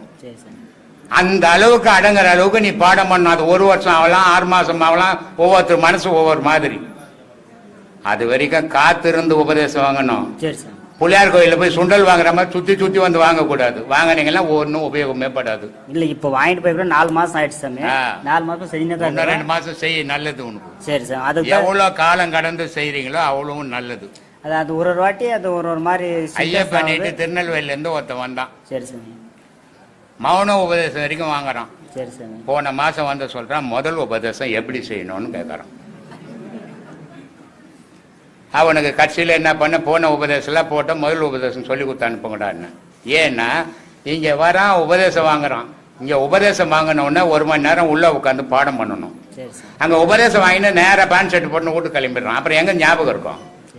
அதனால பாடம் யாரும் சரியா பண்றது இல்லை. எனக்கு நல்லா மூஞ்சிங்களை பார்க்கும்போது செஞ்சு இவங்க நல்லா பண்றாங்க, இவங்க நல்லா பண்ணல. இந்த மாதிரி இந்த பொண்ணு நல்லா பண்ணுது, இது மூஞ்செல்லாம் என்ன மாதிரி ஆகி போச்சு. நீ சரியா பண்ணல, உன் மூஞ்சி மட்டும் பொம்மனுக்குது. இது முகத்தை பார்க்கும் போதே நான் கண்டுபிடிச்சிடுவேன். அதனால இங்க யாரும் சரியா பண்ணலன்னு தெரியுது. அதனால சும்மா உபதேசம் கொடுக்கறதால பயனே கிடையாது. அதனால மௌனத்துக்கு மேல யாருக்கும் இனி உபதேசம் கிடையாதுன்ட்டேன். சும்மானா வந்து அடுத்த மாசம் உபதேசம், அடுத்த மாசம் என்னது அது உப்புக்கல்ல பட்டானியா இதை கொச்சிக்கினே போறதுக்கு ரோட்ல தெய்வீகண்டப்பா. அதை சிரமப்பட்டு உன் உயிரோட நீ உறவாடுறது எந்த காலம் ஆகணும்? 1 நாள் 2 நாள்ல நடக்கிற காரியமா அது? அப்படிப்பட்டதை நீங்க அந்த நிலையை உருவாக்கினாதான் அடுத்த உபதேசம் வாங்கணும். அதுதான் உங்களுக்கு பயன் தரும். இல்லைன்னா நீங்க வீணா போடுவீங்க. சரி சார், இதே உபதேசம் இன்னும் 2-3 மாசம் செஞ்சு அப்புறமா 2வது நல்லா செய். இந்த ரோடு குத்துவான் தெரியுமா? ரோடு வேலை செய்வாங்க, ரோடு வேலை செய்றாங்கல்ல, பசங்க செய்வாங்க. சில அப்பா அம்மா பிள்ளைங்க தெத்தி விட்டுருப்பாங்க வீட்டுல சேர்க்க சோறு போடாத வயசானவங்க. அவங்க எல்லாம் ஒரு 500 ரூபாய்க்கு ரோடு குத்தி நிற்பாங்க. அந்த ரோடு குத்தும் போது கடப்பாரை குத்தும் போது கையெல்லாம் கொப்பளம் கிளம்பிடும் இல்ல? கிளம்புது இல்ல? பாத்துக்கிறியா? ரோடு போடுறவங்கள பாத்துக்கிறியா? ரோடு இருக்கிற ஊர்ல இருக்கிறியா நீ? முதல்ல அப்போ கொப்பளம் கிளம்பிடும். இந்த கொப்பளம் கிளம்பி போச்சு அப்படின்ட்டு 2 நாளைக்கு ரெஸ்ட் எடுத்துக்கலாம், கை நல்லா பிறகு போகலாம் வேலைக்கு அப்படின்னு போனா அந்த கொப்பளங்க அடங்கி போயிடும். திருப்பி போய் குத்த நீனா கொப்பளிச்சிடும். அப்போ இந்த கொப்பளத்து மேலேயே அவன் ரோடு குத்துனான்னா கல்லு மாதிரி ஆயிடும். அப்புறம் கப்பலுமே கிளம்பாது. அது மாதிரி இந்த மூச்சை உள்ளுக்குள்ள கல்லு மாதிரி ஆக்குங்க. அதை காத்தாடி மாதிரி பறக்க விடாதீங்க. பறக்க விட்டீங்கன்னா ஞானம் வராது, வேணா தான் வரும். அதனால நல்லா செய்யும். நாகர்கோவில் நாகர்கோயிலா? என் பேர் சுபாஷ். எவ்வளோ இது எல்லாம் பார்த்துருக்கேன். நான் வந்து 2 வருஷம் பார்த்துருக்கேன். 2 வருஷம் கொரோனாவாக இருந்து உங்கள் வீடியோ பார்த்துருக்கேன். நான் எவ்வளோ விஷயங்கள் பார்த்த பிறகு எனக்கு நான் தண்ணியில் அடிப்பேன். இப்போ உங்களை இதை பார்த்த பிறகு ஒரு 3 மாசமாட்டு விட்டுட்டேன். தண்ணி அடிப்பா சாராயம் அடிப்பியா? இல்லை இல்லை, தண்ணி எல்லாரும் குடிக்கிறோம். இல்லை இல்லை, தண்ணி கோட்டை இங்க தண்ணி குடிக்கலாம் ஒரு உயிரினம் கூட வாழாது. இல்லை, அது பூண்டு கூட தண்ணி போகணும். தண்ணி இல்லைன்னா அந்த இடம் பட்டு போயிடும். உங்களை பார்த்த பிறகு வீட்டில் சொன்னேன். அதனால தண்ணி அடிக்கிறேன்னு சொல்லாத, குடிக்கிறேன்னு சொல்லு. நான் குடிக்கிறேன். அதை சொல்லு. குடிச்சிருந்தேன். சரி. அப்ப வீட்டுல சொன்னேன், நான் குருவை பார்த்தாச்சுன்னா எல்லாமே விட்டுருவேன், என் வாழ்க்கையே மாத்திருவேன். ஐயோ, அதனால இந்த முடிவெல்லாம் இதுக்குள்ள எடுக்கக்கூடாது. எத்தனை உபதேசம் வாங்கிக்கிறேன்? 2 உபதேசம். 2 உபதேசத்துல இந்த முடிவெல்லாம் எடுக்கக்கூடாது. இல்ல இல்ல, வீட்டோடு போகல. நான் பார்த்தாச்சுன்னா எல்லாமே வாழ்க்கையில மாத்திருவேன். சரி. அப்ப உபதேசம் கேட்டு எல்லாமே மாத்திட்டாங்களான்னு. நான் இப்ப தண்ணி அந்த பக்கமே போறதும் கிடையாது. என் வீட்லயும் பிள்ளைகள் ரொம்ப சந்தோஷமா இருக்கு. சரி. இன்னும் ஒரு கேள்வி சாமி. ஒரு 200 ரூபாய் சம்பாரிச்சா தண்ணி அடிச்சுட்டு வேலை செய்யிட்டு பாக்கெட்டில் 200 ரூபா போட்டோம்னா ஒன்று சாராய கடையை பார்த்தா அந்த 200 ரூபாய் சும்மா இருக்காது, போடணும். இல்லை எவனா தண்ணி அடிக்கிற நண்பன் பார்த்தா நம்ம எனக்கு ஒரு பெக் வாங்கி கொடுறான்னுவான். அந்த 200 ரூபாய் சும்மா போய் வீடு சேராது. அப்போ அந்த சாராய கடைக்கு போயிடும். வீட்டில் பிள்ளைங்க என்ன பண்ணுவாங்க, மெயினாக வருவார், ஏன்னா வாங்கின்னு வருவார் அப்படின்னு காத்து இருக்கும். ஆனால் கிடைக்காத போது அந்த பிள்ளைங்க என்ன நினைக்கும், இவன் எதுக்கு உயிராக இருக்கிறான், இவன் உயிராகிறத விட போகிறதே மேலாச்சு அப்படின்னு நினைக்கும் பிள்ளைங்க. அப்போது அந்த 200 ரூபாய் சம்பாதிச்சுட்டு 100 ரூபாய் அந்த குழந்தைங்களுக்கு ஏதாவது வாங்கின்னு போய் கொடுக்கும்போது நீயும் சந்தோஷமாகிற, உன்னையும் அந்த பிள்ளைங்க வாழ்த்துது, அதுங்களும் சந்தோஷமா இருக்கும். அப்போ மனிதனுடைய வாழ்வு எப்படி இருக்குன்னா, அடுத்தவன் சந்தோஷத்துக்காக வாழணும், அடுத்தவனை துக்கப்படுறதுக்காக வாழக்கூடாது. அது மிருகம். அது ஏன்னா காட்டில் ஒரு மான் வாழுது, நிலையில்லாத வாழ்வுல வாழ்ந்துங்குது. எப்ப எது வருமோ நம்மளை கொல்லுமோ. பாம்பு காட்டுல வாழ்ந்துனுக்குது, விஷமுள்ள பாம்பு. ஆனா எப்ப கீறி வருமோ கொல்லுமோ அப்படின்னு எல்லாமே வாழுது. ஆனா தைரியம் இல்லாத வாழ்ந்துனுக்குது. எல்லா உயிரினத்துக்கும் ஒரு உயிரினம் தீமை செய்தே வாழ்ந்துனுக்குது, அது உடலை வளர்த்துனுக்குது. ஆனா மனிதனுடைய உயிரினம் அப்படிப்பட்டது இல்லை. பல பேருக்கு உதவிகளை செய்யணும், பல நன்மைகளை செய்யணும், பல பேர் மனசுல உன்னுடைய மனசை பதிய வைக்கணும். உன்னுடைய உழைப்பு நீ மட்டும் சாப்பிட்றதுக்கு இந்த உலகத்துல கிடைக்கல. நீ சாப்பிடணும், நீ உழைச்சது தப்பு இல்லை. ஆனா உன்னுடைய உழைப்புல ஒரு 5% அடுத்தவங்களுக்கு கொடு, அதான் புண்ணியம். ஆனா உன்னுடைய உழைப்பு இல்லை, நீ ஊர்ல இருக்கிறவந்தெல்லாம் எனக்கு வரணும்னு உழைச்சேன்னா உன் புள்ளக்குட்டியெல்லாம் நொண்டி கூணும் குருடுமா பிறந்துடும். இதுதான் பாவத்தினுடைய அடையாளம். இதெல்லாம் நம்ம புரிஞ்சு வாழணும். இதைதான் சொன்னா மாதா செய்தது மக்களுக்குன்னா. ஒரு பிள்ளைகள் வாழும்போது தாய் தாப்பம் செத்து போனோம் தெரியுமா? தாய் தாப்பம் செத்து போனோம் பிள்ளைங்க உயிரா இருக்கும்போது. ஆனா தாய் தாப்பம் உயிரா இருக்கும்போது பிள்ளைங்க சாக கூடாது. செத்தாயும் பாவின்னு அர்த்தம். அப்பாவுக்கெல்லாம் ஒரு 84 வயசு ஆகுது. அப்பா அன்னைக்கும் நல்ல வேலை பார்க்கும், எடுக்கணும், காரியங்கள் செய்யும். அவர் இருக்கட்டும், அவர் பாட்டுக்கு அவர் வேலையை செய்யட்டான். நீ செய்யறதை இந்த மாதிரி செய். நீ கண்டதுல போய் ஈடுபட்டீங்கன்னா உனக்கும் உடம்பு போவோம், உன் பிள்ளைங்க மனசும் போவோம். உங்க சாமியை பார்த்த பிறகு எல்லாமே நான் எல்லாமே விட்டுட்டேன். இப்ப எனக்கு கடவுள் யாருன்னா எனக்கு குரு தான் கடவுளுமே. சரி, எனக்கு நான் கடவுள் நேரில் பார்த்த கிடையாது, இவங்க தான் எனக்கு கடவுளுமே. நான் கூட குரு தான் கடவுள்னு தான் நினைச்சுன்னு வாழ்ந்துன்னுக்குறேன். எல்லாருக்கும் அதுதான் சொல்லிக்கணுங்கிறேன், குரு தான் கடவுள்ன்ட்டு. ஏன்னா ஒரு மனிதன் பிறப்புல இருந்து இறப்பு வரைக்கும் என்ன மாதிரி குருமார்கள் 1000 பேர் வருவான். படிப்புக்கு ஒரு குரு வருவான், தொழிலுக்கு ஒரு குரு வருவான், வாழ்க்கைக்கு ஒரு குரு வருவாங்க. இது பல குருமா, ஆன்மீகத்துக்கு ஒரு குரு வருவாங்க. ஆனா இத்தனை குருமார்களும் வழிபோக்க குருமார்கள் தான். உண்மையான குருவும் மனம்தான். அது சொல்றபடிதான் நீ கேட்ப. இப்ப நான் சொன்ன உனக்கு குடிக்காதுன்னு சொல்லிட்டு யார் சொன்னது? எத்தனை வாட்டி உன் பொண்டாட்டி சொல்லியிருக்கோம், எத்தனை வாட்டி உன் அம்மா சொல்லியிருப்பா, எத்தனை வாட்டி உன் அப்பா சொல்லியிருப்பா. யார் சொன்னாலும் கேட்கலையே. அப்ப உன் மனம் சொன்னதானே கேட்ட. அப்ப உனக்கு குரு யாரு? மனம் தான் மனுஷனுக்கு குரு. நான் ஒரு வழிபோக்க மாதிரி ஏதோ எனக்கு தெரிஞ்சதை சொல்றேன், எடுத்தா எடுங்க, எடுக்கல போங்க. இந்த சாகாக்கால் போகா புனல் அதெல்லாம் உனக்கு வா. நான் 2 பாடம் வாங்கிட்டு பனைமரத்து உச்சியில நின்று தேன் குடிக்கிற மாதிரி நினைக்காத போ. என்ன பண்றாங்க, எங்க வீட்டுக்கார் செத்துட்டாருங்க, என் புள்ள செத்து போட்டாருங்க, அவரை வந்து எழுப்பிட்டுன்னு வாங்க நின்னுறாங்க. செத்து போனவங்களை எழுப்புறத உயிரோட இருக்கிறவங்களை காப்பாத்துறது வேறதானப்பா. அதனால எங்க பையன் சொன்னா இன்னைக்கு ஏதோ பெரிய இதாக வேண்டியதுதாம்மா இன்னைக்கு அப்படின்னு நான் சொன்னேன். இப்பதான்டா அவர்கிட்ட பேசிட்டு வந்தேன். கூட இருக்கிறாருமா, போய் அவன் அடிச்ச வண்டிக்கு அவன் அந்த ஆள் செத்துட்டு இருக்கணும், இல்லை நாங்கள் 2 பேர் ஏதாவது அவுட் ஆகிட்டுருக்கோம். அவ்வளோ ஃபாஸ்ட்டாக போய் அடித்தான் வண்டியை. அந்த ஆளும் கரெக்டாக அப்படியே நின்றுட்டாங்க. அடிச்ச அந்த வேகத்தில் நானே உங்களுக்கெல்லாம் ஞாபகம் இருக்குதோ இல்லையோ தெரியாது எனக்கு. பல வீடியோக்களில் சொல்கிறேன், நமக்கு ஆபத்து எப்படி வருதுன்னு நம்ம அறிய முடியாது. அது எப்படி ஒன்றாலும் வரலாம். அந்த அந்த ஆபத்துலேருந்து நம்ம எப்படி தப்பிக்கிறது நமக்கும் தெரியாது. அது எப்படி ஒன்றாலும் நடக்கலாம். ஆனால் இந்த பாடம் பண்ணுறவங்களுக்கு எப்படிப்பட்ட ஆபத்து வந்தாலும் அது அந்த ஆபத்துலேருந்து அழகாக விலக்கி விட்டுடும். யாருமே பயப்படாதீங்க அப்படின்ட்டு நான் பல வீடியோக்களில் சொல்லியிருக்கிறேன். ஏன்னா தண்ணியில் உந்து சாவறான் தெரியுமா? எவனுமே தண்ணியில் உந்தோடனே நேராக போய் குணமாயிட மாட்டான். தண்ணி என்ன வந்து 3 வாட்டி அவனுக்கு வார்னிங் கொடுக்குது, தப்பிச்சுக்கோ தப்பிச்சுக்கோ தப்பிச்சுக்கோன்னு உள்ளே போய் 3 வாட்டி வருவான். 4வது வாட்டி தான் உள்ளே போயிடுவான். அது மாதிரி கடவுள் வழிபாடு நமக்கு பல அறிவுரைகளை கொடுக்குது, பல வாய்ப்புகளை கொடுக்குது. ஆனால் நம்ம பயன்படுத்திக்கிறது கிடையாது. நிஜம் உண்மையான தெய்வீக பயணத்தில் நீ பண்ணினா உனக்கு எப்படிப்பட்ட ஆபத்து வந்தாலும் அது அழகாக உன்னை விலக்கி அதுலேருந்து காப்பாற்றிட்டோம். இதை நான் பல வீடியோக்களில் சொல்லிக்கிறேன். ஏன் நம்ம பாலா இருக்கிறான், கார் எடுத்துக்கின்னு போகிறான். அந்த டிசிஎல் போகும்போது பயங்கரமான ஆக்சிடென்ட். இவன் வண்டியில் மோத வேண்டியது இன்னொரு வண்டியில் மோதி 2 வண்டிக்காரனும் செத்து போயிட்டான். ஆனால் இவன் மோதத்துக்கு முன்னே நான் ஃபோன் பண்ணின்னுக்கிறேன், அவனுக்கு ரிங் போயின்னுக்குது அவனுக்கு. இது மாதிரி பல சம்பவங்கள் நடக்கும். ஆனால் இந்த காப்பாற்றப்படுறது நான் இல்லை, உன்னுடைய நம்பிக்கை. அது உன் நம்பிக்கை செயலா மாற்றது. ஆனா நீங்க என்ன பண்ணுவீங்கன்னா, நான் தான் காப்பாத்தினேன், நான் தான். வெளிநாட்டில் கூட நிறைய பேர் அந்த போன் பண்ணுவாங்க, சாமி எப்படிப்பட்ட ஆபத்தும் எங்களுக்கு விலகி போச்சு, நீங்க தான் காப்பாத்தினீங்க. நான் யாரையுமே காப்பாற்றதில்லை, நான் யாரையுமே போதில்லை. எல்லாமே அவனாவே இருக்கிறான். நான் அவனை நம்பி இருக்கிறவன், நீங்க என்ன நம்பி இருக்கிறவங்க. நான் கடவுள்கிட்ட சொல்றது அதுதான். எனக்கு இது வேணும் அது வேணும். நான் எப்பவுமே கடவுள், சின்ன வயசுலேருந்தே கடவுள்கிட்ட எல்லாம் கேட்டதே இல்லை. கடவுள்கிட்ட கேட்குற ஒரே ஒரு வார்த்தை அது மட்டும்தான். வேற சொத்து சுகம் எதுவும் எனக்கு சொந்தம் இல்லை, எல்லாம் உனக்கே சொந்தம். ஆனா என்னை தேடி வரவங்க, என்ன நம்பி வராங்க, அவங்களுக்கு ஒரு பிரச்சனை வந்தால் அது என்ன சாரும்.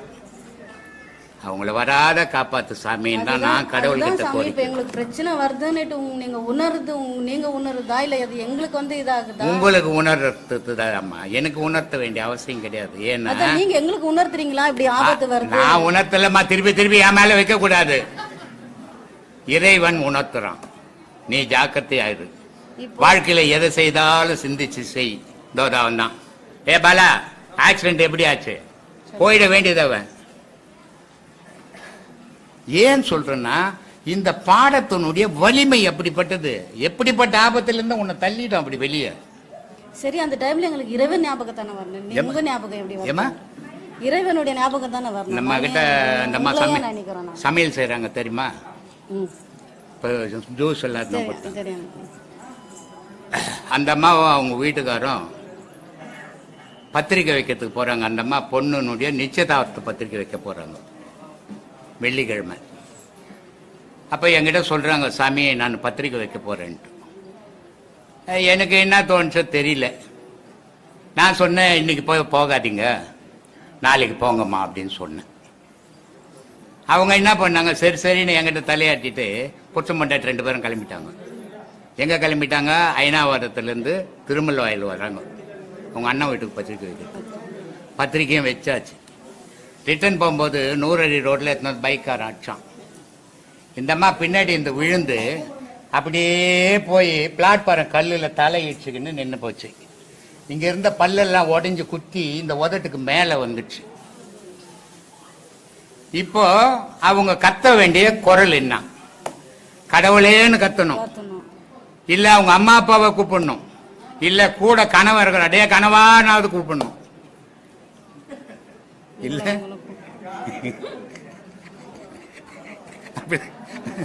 லட்சுமிக்கு சிரிப்பாக இந்த பைத்தியக்காரன் என்ன அப்படி கத்திங்க. அப்போ அந்த அம்மா என்ன சொல்லுது, அப்பா என்ன காப்பாத்துப்பா. எல்லாரையும் மறந்துடுச்சு. உடனே எனக்கு 10:30 மணிக்கு ஃபோன் வருது, இது மாதிரி ஆக்சிடென்ட் ஆகி போச்சு, இந்த ஹாஸ்பிட்டலில் சேர்த்துக்கிறாங்க. எங்கள் சின்ன பையனை கூப்பிட்டு 10,000 ரூபாய் கையில் கொடுத்து, அவங்க ஆக்சிடென்ட் ஆகிக்குது, கையில் காசு கொடுத்தோ இல்லையோ, இதை எடுத்துன்னு போய் முதல்ல கொடு, நான் காலையில் வரேன்னு சொல்லிவிட்டேன். அப்புறம் அவன் எடுத்துன்னு போய் கொடுத்து காலையில் நான் போனேன், கொஞ்சம் விபதியெல்லாம் எடுத்துன்னு போனேன். அது என்ன சொல்லுது, என் பொண்ணு நிச்சயதார்த்தம் அன்னைக்கு டாக்டர்லாம் இடுப்பு உடஞ்சி போச்சு, ஆப்ரேஷன் பண்ணணுன்றான், பல்லெல்லாம் உடஞ்சி மேலே வந்துடுச்சு, நான் எப்படி என் பொண்ணு நிச்சயதார்த்தத்தில் உட்காருதுன்னு. நியாயமான கேள்வி தானே.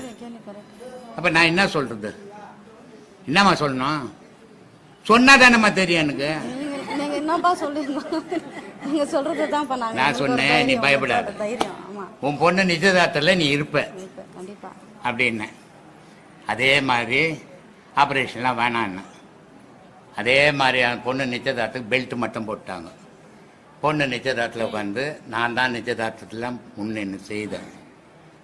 அந்த மாதிரி நிகழ்வுகள் அவங்களுக்கு நினைவு யார் மேலே வரும், ஒன்று குரு மேலே வரும், இல்லை கடவுள் மேலே வரும், இல்லை அப்பா அம்மா மேலே வரும்.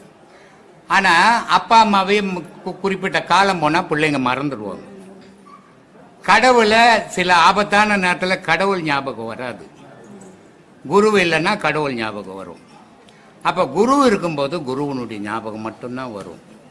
திருமூலர் ரொம்ப அழகாக சொல்லுவார், குருன்றவன் யாருன்னு தெரியுமாடா உங்களுக்கு, குருன்றவன் ஒரு மனிதன் நினச்சின்னுக்கிறீங்க நீங்கள், குருன்றவன் கடவுள் மனித வேஷம் போட்டுன்னு வந்து உட்காந்து உங்களுக்கு அறிவுரை சொல்லிங்கிறான். யார் ஒருத்தன் குருவை கடவுளா ஏத்துக்கிறோன்னா அவன் ஆபத்துல இருந்து வெளியே வருவான், யார் ஒருத்தன் குருவை ஏத்துக்கொள்ளி அவனுக்கு வர ஆபத்து வந்துடும் அப்படின்னு திருமூலர் சொல்றாருமா. இல்ல நீ எப்படி எடுத்துக்கிறியோ எடுத்துக்குமா. நீங்க சொல்றதுதான்ப்பா நாங்க எடுத்துக்க முடியும், நீங்க சொல்றதுதான்ப்பா, அதுதான்ப்பா உண்மை. இப்போ நீங்க எங்களுக்கு சொல்லியிருக்கீங்க, உங்க மூச்சு நீங்க உங்க மூச்சிலேயே தான் நீங்க கவனத்தை செலுத்துங்க. நாங்க வேலை செய்யும் போதோ சாப்பிடும் போதோ எப்பயுமே நீங்க தான் ஞாபகத்துல இருக்கீங்க. அப்புறம் நாங்க எப்படி, எங்க மூச்சே நீங்க தானே. அதுதான் போலீஸ்கார் வர்றாரு இல்ல சேலத்துல இருந்து, என்னது கவிதாவா, கவிதா இல்ல சங்கீதா, சங்கீதா சொல்லிச்சு, அப்பா நாங்க இந்த பௌர்ணமிக்கு வந்துடுறோம், பிரிஞ்சிடுறோம்பா, அது ரொம்ப எங்களுக்கு கஷ்டமா இருக்குதுப்பா, உங்க கூடவே பயணம் பண்ணா நல்லா இருக்கும்பான்னு. நான் சொன்னேன், பிரியிற மாதிரி இருக்குமா, நான் என்னுடைய சீடர்களை விட்டு பிரிஞ்சதே கிடையாது, ஒவ்வொரு சீடருக்குள்ளவும் நான் இருப்பேம்மா அப்படின்னு. அந்த இருக்கிறதுனுடைய ஞாபகம் தான் உங்களுக்கு அந்த ஆபத்தான நேரத்தில் வர்றது. அதுதான்ப்பா பாடம் பண்றோம், உங்களை நினைச்சு பண்றோமோ இல்லையோ, ஆனா உயிர் வளர்த்தும் போதோ சாப்பிடும் போதோ வேலை செய்யும் போதோ நடக்கும் போதோ உங்களை விட்டு ஒரு நிமிஷம் அந்த இது பிரியறது இல்லை. மூச்சை கவனிங்கன்றங்க, மூச்சே நீங்களா இருக்கும் போது நாங்க மூச்சு எப்படி நினைக்கிறது. திருப்பத்தூருக்கு வாணியம்பாடிக்கு அண்ணாண்ட ஆம்பூர் பக்கத்துல அதுக்கு அவங்க வீட்டுக்காரர் இறந்துட்டாரு, 3 ஆம்பளை பசங்க இருக்குது. இதை அந்த கிராமம் மச்ச சும்மா இருப்பாங்களா ஜனங்க, சும்மா இருக்க மாட்டாங்க. அந்த கோயிலுக்கு போக முடியும், இந்த கோயிலுக்கு என்னம்மா அங்கெல்லாம் போன உடனே அவர் என்னம்மா விஷயம்னு கேட்குற மாதிரி. குரு மட்டும்தான் ஒரு சீடரை என்ன துக்கம் என்ன சந்தோஷம் என்ன நிலைன்னு கேட்பான், எந்த கடவுளும் உன்னை கேட்க மாட்டான். ஏன்னா கடவுளேவே இருக்கிறவனே குரு தான். எவன் ஒருத்தன் குருவை கடவுளா நினைக்கிறானோ அவனுக்கு எந்த ஆபத்தும் வராது. தர்ஷினின்னு நார்வே நாட்டுல இருந்து அதை வந்து உட்காந்துங்குது, ஒரே தனி பொம்பளை இல்லையா, டென்மார்க்ல இருந்து தனி ஒரு பொம்பளை வந்து உட்காந்துங்குது. அது நார்வேல அவங்க கேக்குறாங்க, இது மாதிரி நீ ஒரு பொம்பளை தனியா இந்தியாவுக்கு போற அப்படின்ட்டு இருக்கிற சொந்தக்காரு பக்கம் அக்கங்கிறவங்க கேக்குறாங்க. அதுக்கு அந்த அம்மா சொல்றாங்க, உங்களுக்கு பார்க்கறதுக்கு நான் ஒண்டி இருக்கிற மாதிரி தெரியுது, ஆனா என் கூட குரு இருக்கிறாரு அப்படின்னு. அந்த நம்பிக்கை அங்கிருந்து கிளம்பி வந்து இங்க ஒரு வாரம் ஆச்சு. ஏன்னா ஒரு குருவை முழுமையா எந்த சீடம் நம்புறானோ அவனுக்கு ஆபத்து இல்லை. இந்த லட்சுமி என்ன நம்புறதே இல்லை. ஆமாம்மா, எனக்கு தான் எச்சு, நானு இந்த புடுபுடுக்கார மாதிரி நானு இந்த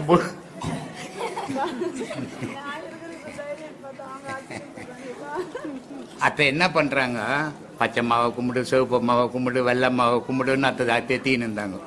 அதுவும் அவங்க பேச்செல்லாம் கேட்டு தெரிஞ்சுக்கின்னு இருந்து பாவம் அங்கங்க போய் கையெழுத்து கும்பிட்டுங்க. வந்தது இந்த செத்து போட்டா குடுவை ஒன்று ஓடிப்பாங்க தெரியுமா, சாணி எல்லாம் போட்டு காய்ச்சி நான் எனக்கு உடைக்கூடாதுன்னு சொல்லிட்டேன். நான் சரி எனக்கு அதெல்லாம் உடைக்கக்கூடாது, நான் ஒன்றும் சும்மா போல அப்படின்னு சொல்லிக்கிறேன், எங்கள் வீட்டில் எல்லாம் சொல்லிக்கிறேன். அதே மாதிரி எங்கள் சம்சாரத்தாண்ட ஒரு 20 வருஷத்துக்கு முன்னாடியே சொல்லிட்டேன், நான் செத்து போட்டேன்னா யாரும் என்கிட்ட அழுவக்கூடாது. ஏன் அழுவக்கூடாது தெரியுமா? யாரும் நான் செத்துட்டேன்னு அழுவ மாட்டான். அவன் வீட்டுக்காரன் செத்து, அவன் பொண்டா செத்துலாம் சிந்தி சிந்தி பக்கத்தில் இருக்கிறவங்க மேலே போட்டுருவான். நான் செத்துட்டேன்னு எவன் அழுவான்? அவன் வீட்டு துக்கத்தெல்லாம் என் மேல ஏற்று பக்கத்துல இருக்கிறவங்கெல்லாம் போட்டு விட்டுருவான். அதனால நான் சொல்லிட்டேன், இங்க யாரும் அழுவக்கூடாது, பக்கத்துல இருக்கிறவங்க துணி மேலாம் போடக்கூடாது அப்படின்ட்டு. நான் எப்படி சொல்லுவேன் அப்படின்னு. ஏன்னா நான் துக்கத்தில், ஆமா நீ துக்கத்தில் இருப்ப, என்ன பூ போச்சே பொட்டு போச்சேன்னுட்டு யோசிச்சுட்டு இருப்பேன். அந்த கவலை தான் உனக்கு. ஏன்னா வயசாகி போச்சு, இனிமேல் நான் சம்பாதிச்சு ஒன்றும் கொடுக்க போதில்லை. இப்ப இந்த 2 பிரச்சனை தான் உங்களுக்கு நான் இருக்குது. அதுனா கரெக்ட் தான் பாப்பா, நீங்க சொன்னது. வேற ஒருத்தர் யாரோ ஒருத்தர் இருந்து நாங்க போயிட்டு யாரோ ஒருத்தர் சொல்லமா, எல்லாருக்கும் தான் சொல்றேன். அப்ப நான் சொன்னேன், உன்னால சொல்ல முடியாது, என் தலைமாட்டில் ஒரு போர்டு வச்சுடுங்க, யாரும் அழுவக்கூடாதுன்னுட்டு. நான் ஒரு 20 வருஷத்துக்கு முன்னாடியே சொன்னேன். அது மாதிரி இப்ப சாணி எல்லாம் ஒடிக்க கூடாதுன்னு சொல்லிக்கிறேன். சாணியை ஒடிச்சிட்டு ஆம்பளை போனாலும் பொம்பளை போனாலும் கையெழுத்து கும்பிட்டுன்னு வருவாங்க வீட்டுக்கு. இல்லை பறந்துன்னு போவாங்க. இது மாதிரி இவங்க பறந்துன்னு போனோன்னா அவர் பார்த்து பாடையில் போகிறவர் ஏந்து வந்து ஏமா பாருன்ற ஏந்துக்கு மான போகிற மாதிரி இல்லை. இது எல்லாம் எனக்கு நடக்கக்கூடாது அப்படின்னு சொல்லி வச்சுருக்கிறீங்க முன்னாடியே. அந்த மாதிரி என்ன பண்ணிச்சு இது, ஊரில் சொன்னவங்க பேச்செல்லாம் கேட்டுன்னு சிவப்பம்மாவண்ட பார்த்து போய் போய் போய் கத்திங்க அதுக்கு வெள்ளம்மாவண்ட போய் கத்துறது. ஒரு அம்மாவும் பேசின பாடம் இல்லை, இந்த அப்பா தான் பேசினார் அதுகிட்ட. கண்டிப்பா பாது இல்ல இப்ப எந்த கோயிலுக்கும் போறது இல்ல. அது மாதிரி எது உண்மையோ அதை தேடுங்க. கற்பனையில கடவுளை தேடாதுங்க. நிஜத்துல உங்களுக்குள்ள கடவுள் இருக்கிறார். கடவுள் உங்களை விட்டு வெளியே போனா நீங்க இந்த பூமியில இருக்க முடியாது. படுக்கை தான் உங்களை ஆள்றதுதான் கடவுள். ஊர்ல இருக்கிறதெல்லாம் கடவுள் இல்ல. அதனால உங்களுக்குள்ள இருக்கிற கடவுளை நீங்க தேடுங்க. அதுதான் உண்மையான கடவுள் வழிபாடுன்னு சொல்லிங்கிறேன். 2 விஷயத்த சொன்னேன். இந்த பாழா போன மனசு 2 விஷயத்தை எடுத்துக்கும். ஒன்னு ஊர்ல இருக்கிற குழப்பத்தெல்லாம் பிடிச்சி உள்ள வச்சுக்கும் இல்லையா, இல்ல தெளிவை பிடிச்சி உள்ள வச்சுக்கும். இது எதையாவது 2ல தான் மனித வாழ்வு வாழ முடியும். ஆனா இவன் மனிதன் 98% குழப்பத்தில் தான் வாழ்வான், 2% தான் தெளிவுல வாழ்வான்.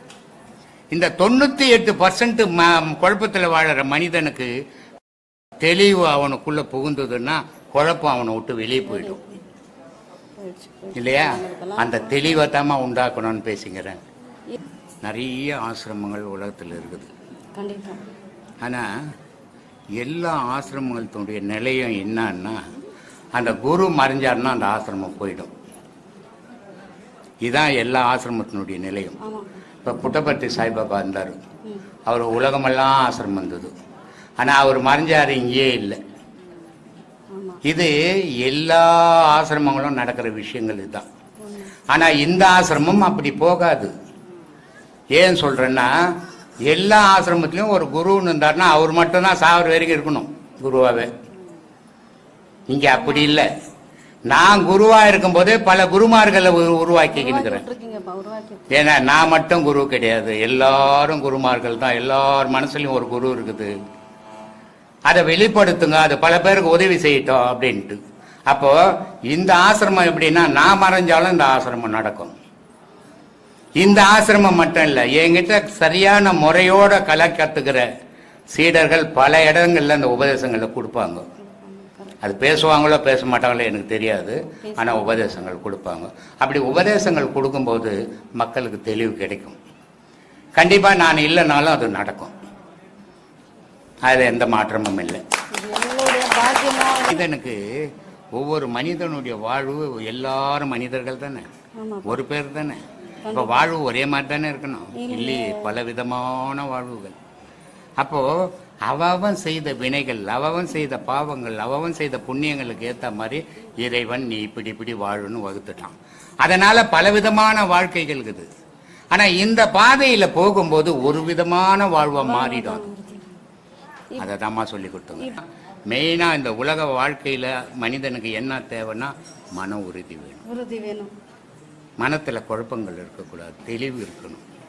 அப்படிப்பட்ட வாழ்க்கை வாழறவங்களுக்கு எந்த துன்பமும் வராதுமா. நிறைய பேர் சொல்லுவாங்க, டே போடா பர்தேசி அப்படின்வாங்க. இல்லை கோபம் வந்துடும் ஒன்று, ஆஹா என்ன போய் எப்படி பர்தேசின்லான்னு. என்ன யாருன்னா பர்தேசின்னா ரொம்ப சந்தோஷப்பட்டு அவருக்கு ஒரு டீ வாங்கி கொடுத்துருவேன். ஆமாம்மா, நான் எல்லாத்துலேயும் மாறுபட்டுவேன். நான் என்னை யாரும் சொல்ல மாட்டாங்க, வருத்தமாகுது எனக்கு. ஆனால் மற்றவங்கள பர்தேசின்னா போய் கச்சத்தன் போனோம் அடிக்கிறதுக்கு. என்ன எப்படிடா பர்தேசி, நான் கோடீஸ்வரன்றான்றான். ஆனால் என்னை யாருன்னா பர்தேசின்னு சொல்லுவான். நானும் வச்சுட்டு ஒருத்தவங்க சொல்ல மாட்டேன்றான். ஏன்னா அந்த பர்தேசி தகுதி எனக்கு கிடைக்கல பொழுது. இன்னும் பர்தேசின்னா இன்னும் அது இழிவான சொல்லாது, அறியாமையில இவன் இழிவான சொல்லுன்னு நினைச்சுக்கிறான். பரதேசின்னா அவன் உலகத்தை மறந்தா பரத்துல இருக்கிற கடவுளை வணங்கிக்கிறான்னு அர்த்தம். அது சாதாரணமான விஷயம் இல்லை. அதை இவன் கோவப்படுறான், இவனுக்கு தெரியல. ஆனா எனக்கு தெரியும், சொல்ல மாட்டேன்றான். அப்படி இருக்குது.